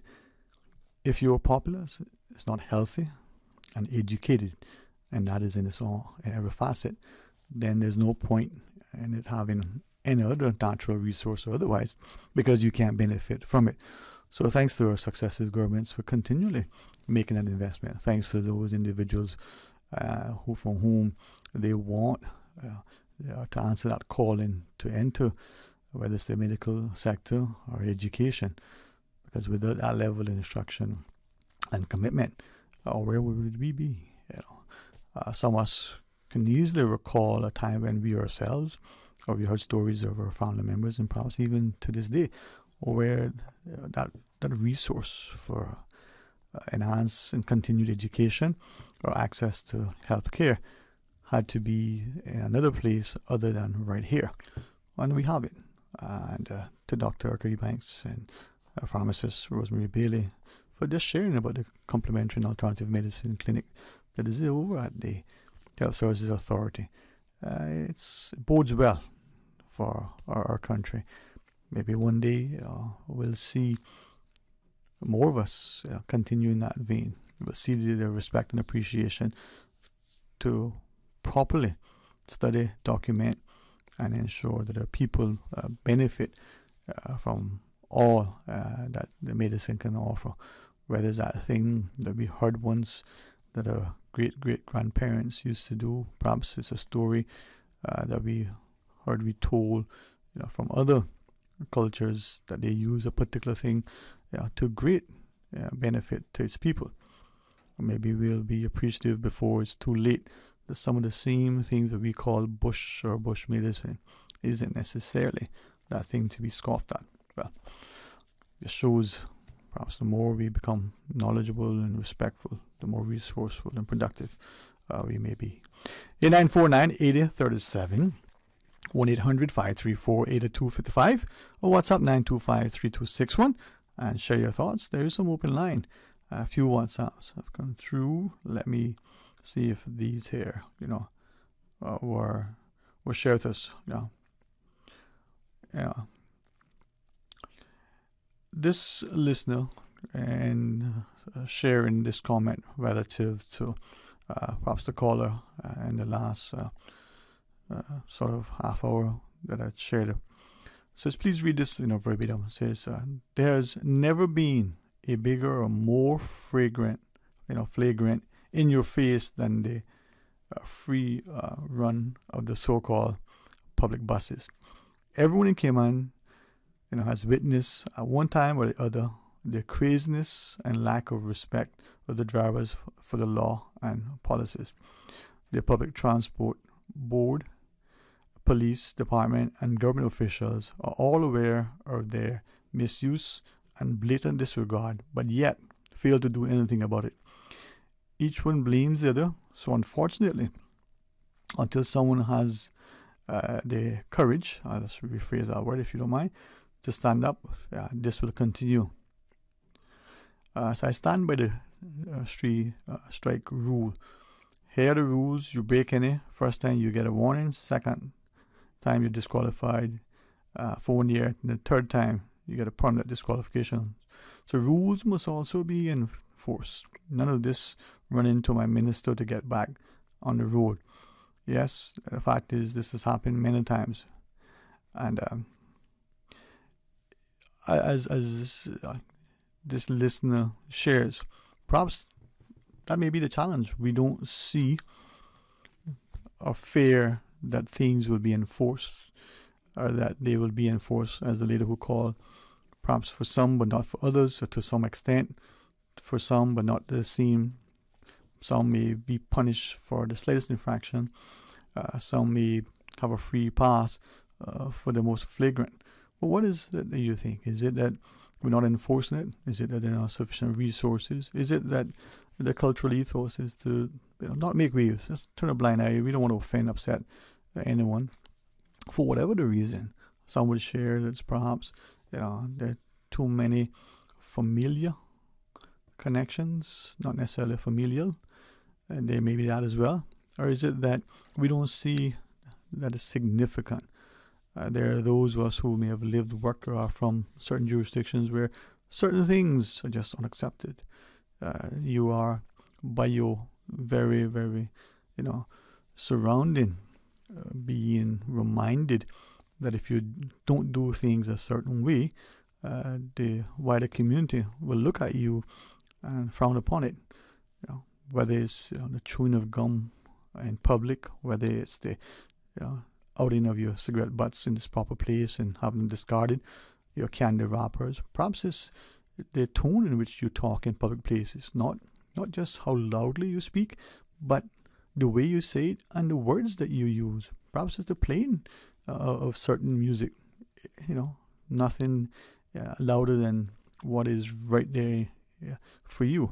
I say that to share that a friend was giving us an experience that she had not long ago, now that we're starting to once again travel a little bit more frequently, a little bit more along the lines that we had become accustomed to not so long ago. She said that she was on a train, and the individual had this device stuck in the ears, and the sounds coming out were sufficiently loud enough that the people right in the immediate vicinity could very clearly hear what was being listened to by that particular individual. Now, she said she's just along for the ride, literally, not particularly interested in hearing what is being sort of played, but it's the person, and maybe in her mind she thought, well, maybe there's a hearing impairment, whatever the reason is. She looked around and quickly recognized that she does not necessarily, know the area, not familiar with the people, and perhaps the only one of her kind in that space. But quickly discerned that the other train goers did not necessarily appreciate that the volume was so loud, and what she replayed in her mind may have been like a scene from a movie.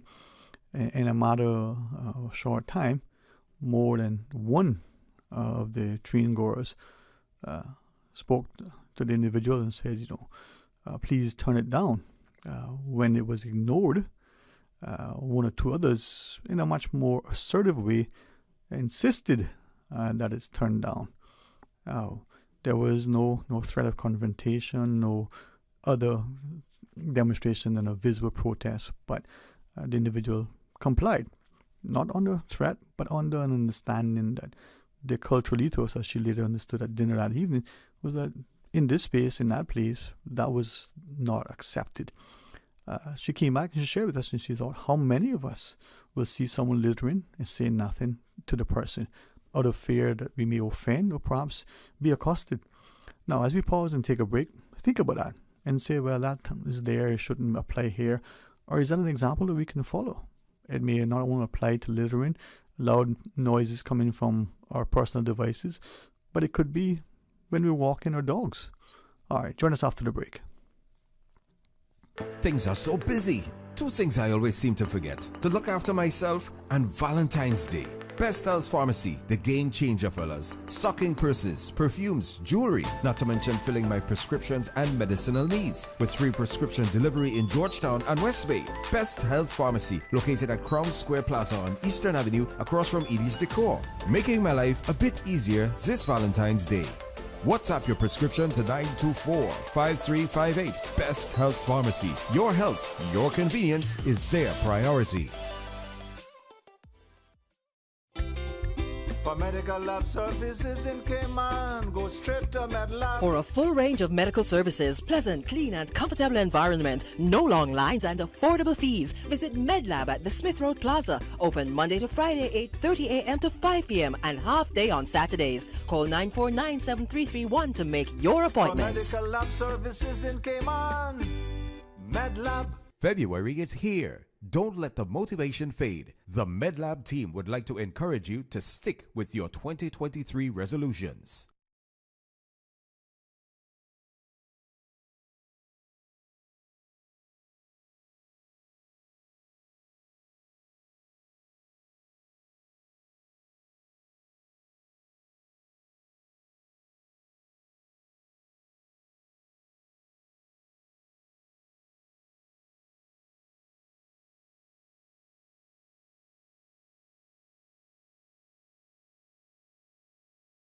Valentine's Day is around the corner. Your friendly neighborhood pharmacy, Savannah Pharmacy, is here. Valentine's Day cards, gifts, and more.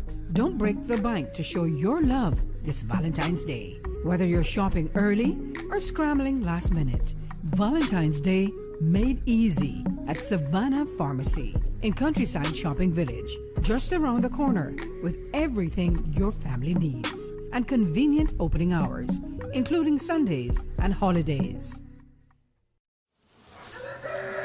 Grand Cayman's biggest one-day family fun day is back! The 54th Annual Agricultural Show at the Stacey Watler Agricultural Pavilion in Lower Valley. Ash Wednesday, February 22nd. Raffle tickets are on sale now, and for only $25, you can win $20,000 and so many other prizes. Raffle tickets include general admission to the show. For more information, visit them on Facebook or CaymanAgriculture.com. Row Variety, centrally located in Tropical Plaza on Smith Road, carrying a wide range of household items, bathroom accessories, towels, clocks, handbags, clothes, shoes, jewelry, and more, and more, and more. You can buy from the big box retailers or support local. The better deals come from shopping local. Row Variety Store, Tropical Plaza, Smith Road. Telephone 924-9553. Talk today. But I do have some questions. Talk today. Cayman Islands' foremost listeners participation program. Talk today. Because there are more questions than answers. What the public is saying. Waiting to take your calls right now. Sterling Dwayne Ebanks.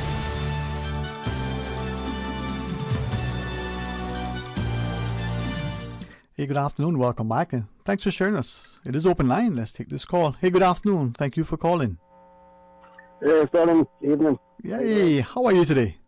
Not doing so bad, you know. Trying to not come on the radio, but I don't know how with the foolishness that you hear in every day, it kind of wonders if you should keep quiet or just make your voice be heard. But it's so much things I want to discuss, but it's so little time in order to do so. But this thing with these police officers driving around the street of Kimmonbrook here, dragging their foot when they drive in because they have the power to say that they're police officers. I think it's about high time that somebody speak regarding that kind of situation, because people have their places to go during the mornings or the afternoons or the evenings. It's not no time for them to be dragging their foot on the street driving 25, 30 miles per hour, holding up traffic. That is against the law. You know how you put it? Speeding is against the law. Driving too slow is against the law. I don't understand how it is that regulations can be laid down in the Cayman Islands regarding people, regarding the locals, and everything else that we try to do in life today. But when it comes to the laws that should be upheld, it looks like no one wants to sit and listen and adhere to the regulations of what should be taking place. It goes from one point to the next, Sterling, because laws supposed to be set down, and it's supposed to be across the board for everybody, not for certain individuals. And these are the things that grieves me day by day, is when I see people do things that they believe that they can get away with it, so it doesn't apply to them. That to me, Sterling, does not ring no bell in my book. It does not ring a bell in my book, and it has to be stopped somewhere down the line, because people cannot be locking behind these individuals in the police car trying to get to where they gotta go, because the people are afraid to overtake them, and they know that the people can't overtake them, so they drag their foot through the street. These things have to stop. It has to stop. It has to come to an end. And I don't know who to call or who to speak to, but I would like to stand up in front of someone and tell them plain and straight they need to retrain these police officers somehow. All right. I don't want to make that sound like a topic, but things have to be changed. Yeah, I just want to make sure. I mean, I was listening intently, but I want to make sure I didn't misunderstand. Are you alleging then that police officers, while on patrol, are deliberately and consciously driving slower than the speed limit to slow traffic down? Well, I'm not saying deliberately. Okay. I don't know their intentions. Okay. No, fair enough. I shouldn't put that word in, Yeah. but that's the consequence of what you observe. It's going slower. Because for them to do their patrols, they have to look down in roads or whatever while they're driving. They can't drive 40, 50 miles per hour, 45 miles per hour, and take the eye out of the road. Right. But if they have to do these things, pull aside and let the traffic cross, and they can continue their business. Okay. So give us an understanding from your perspective. Let's say the road speed limit is 40 miles an hour. To your experience, are the officers going 35, 30? Are they going 15, 10 miles an hour? What have you... Well, I drive behind one this morning just to see exactly how fast he was going. And he was driving on my register. It registered 30 miles per hour. In a 40 mile? I was about a car and a half behind him. And I got to get from one place to the next. Like my father always say, a rush don't get you nowhere but further behind. And I tend to not to rush. But what I'm saying is, they do not know what the circumstance of people on the street And I don't expect no one to just do as they stupidly please in their speed. Right. They got to use their discretion and say, listen, we understand other people are using the road. We have to make sure that we keep our speed. Right. They keep their speed. Right. So 30. Yeah. Sorry, I don't mean to. 30 miles an hour in a 40 mile. Do you think that's unreasonable? To me, in a sense, it is, because it can take you to a part. If you keep looking in your rearview mirror, you can start with that vehicle, especially here on the Brack. I'm not talking about Cayman. No, on the Brack, yes. You can start with one vehicle doing 30 miles per hour. And before you look behind in your mirror, before you know it, you got 10, 12 cars piling up behind you now. And especially, Sterling, if it's a car like the police vehicle. Right. Nobody don't want to go around. But no, I'm just asking, the roads that we're driving on, are they properly marked with the lines, so that the lines are either solid, double, they're broken? I mean, so if no, sorry, not. No, go ahead. Go ahead. These areas apart, it's a straight piece of, especially out driving this morning again.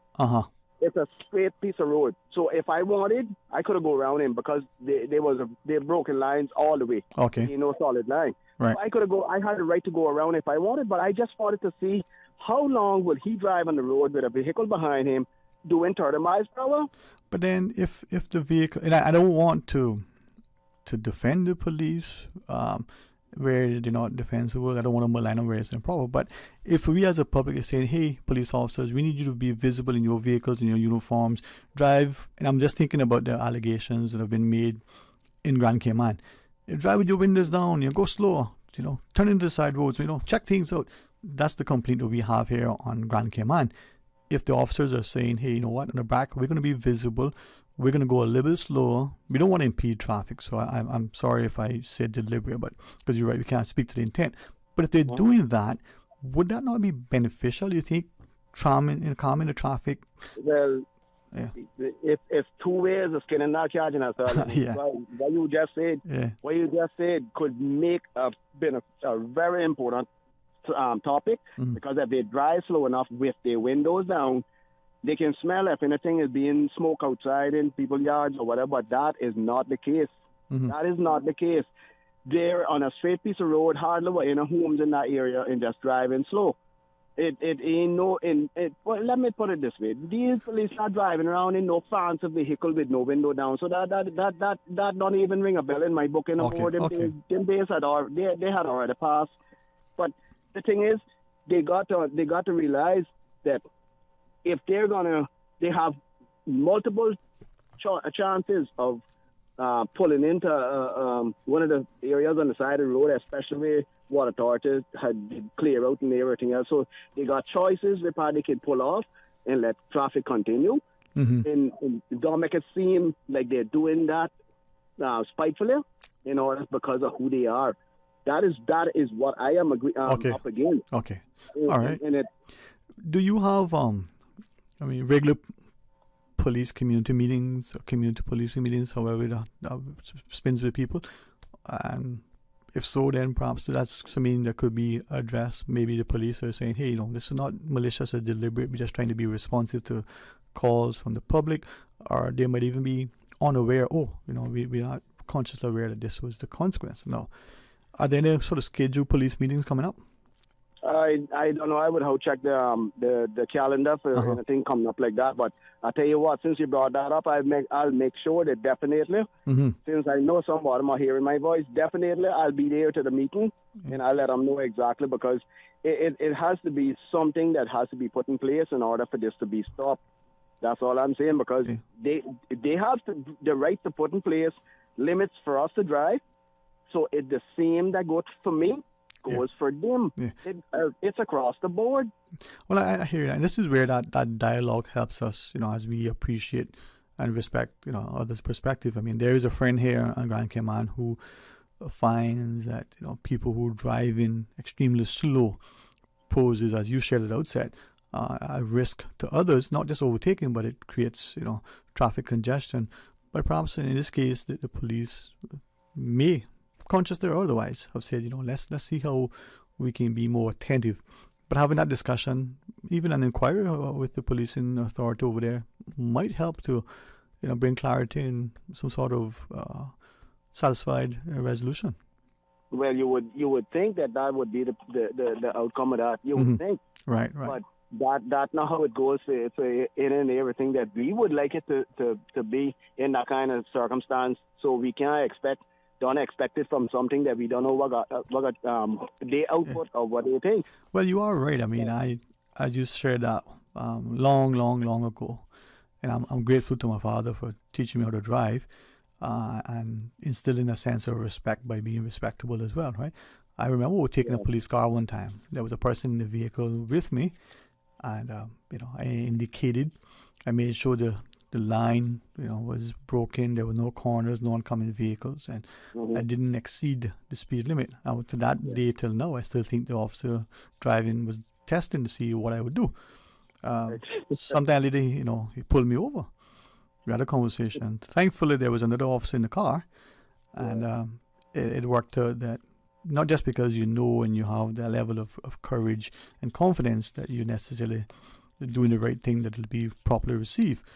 So it's that understanding, but it's also that level of consideration. So it goes both ways. If you buy a police car, don't overtake. Maybe the police car don't go too slow, but maybe understand that there's a consequence and a justification for doing either the slow speed or the overtaking. Yeah, I mean, it's just a waste of someone's breath, if you ask me, because these kind of things can make things, it can clarify and get things sorted out, or it can bring animosity against people. And it doesn't really matter if animosity come against me within a police officer or whatever. I am speaking my mind clearly to make a precedent. And I note that I didn't say president. I say precedent of when I am on, of when I'm on, me or anyone driving on the street. They need to be more vigilant and be more attentive to what's going on around them, their surroundings. And realize that, hey, I am here to protect the traffic. I am not here to impede. To keep back. To impede the traffic. Yeah. These things need to be up. It's a simple matter. Yeah. It's a simple matter, Sterling, but until people speak, it now gets no better. Well, this is where, the late Mr. Dolan, always appreciated him sharing things that the wider community may have been aware of, but lacked the courage. Sometimes they didn't even know. And you're bringing things to the fore, so that it's not an issue and perhaps just unconscious. But I think as you share that, I'm mindful of something I heard a long time ago. The greatest exercise of power is restraint. And I think oftentimes we as parents fail to appreciate how much authority we have over our children and the way we speak to them. Perhaps the teachers in the classroom, police officers, pastors. It's not just necessarily influence and the ability to persuade. It's perhaps just the presence of our uniform or our very presence that could convey to some people this level of authority without us realizing that it intimidates, it frustrates, it may cause them to have a negative impression when all we were trying to do is to guide and to protect, right?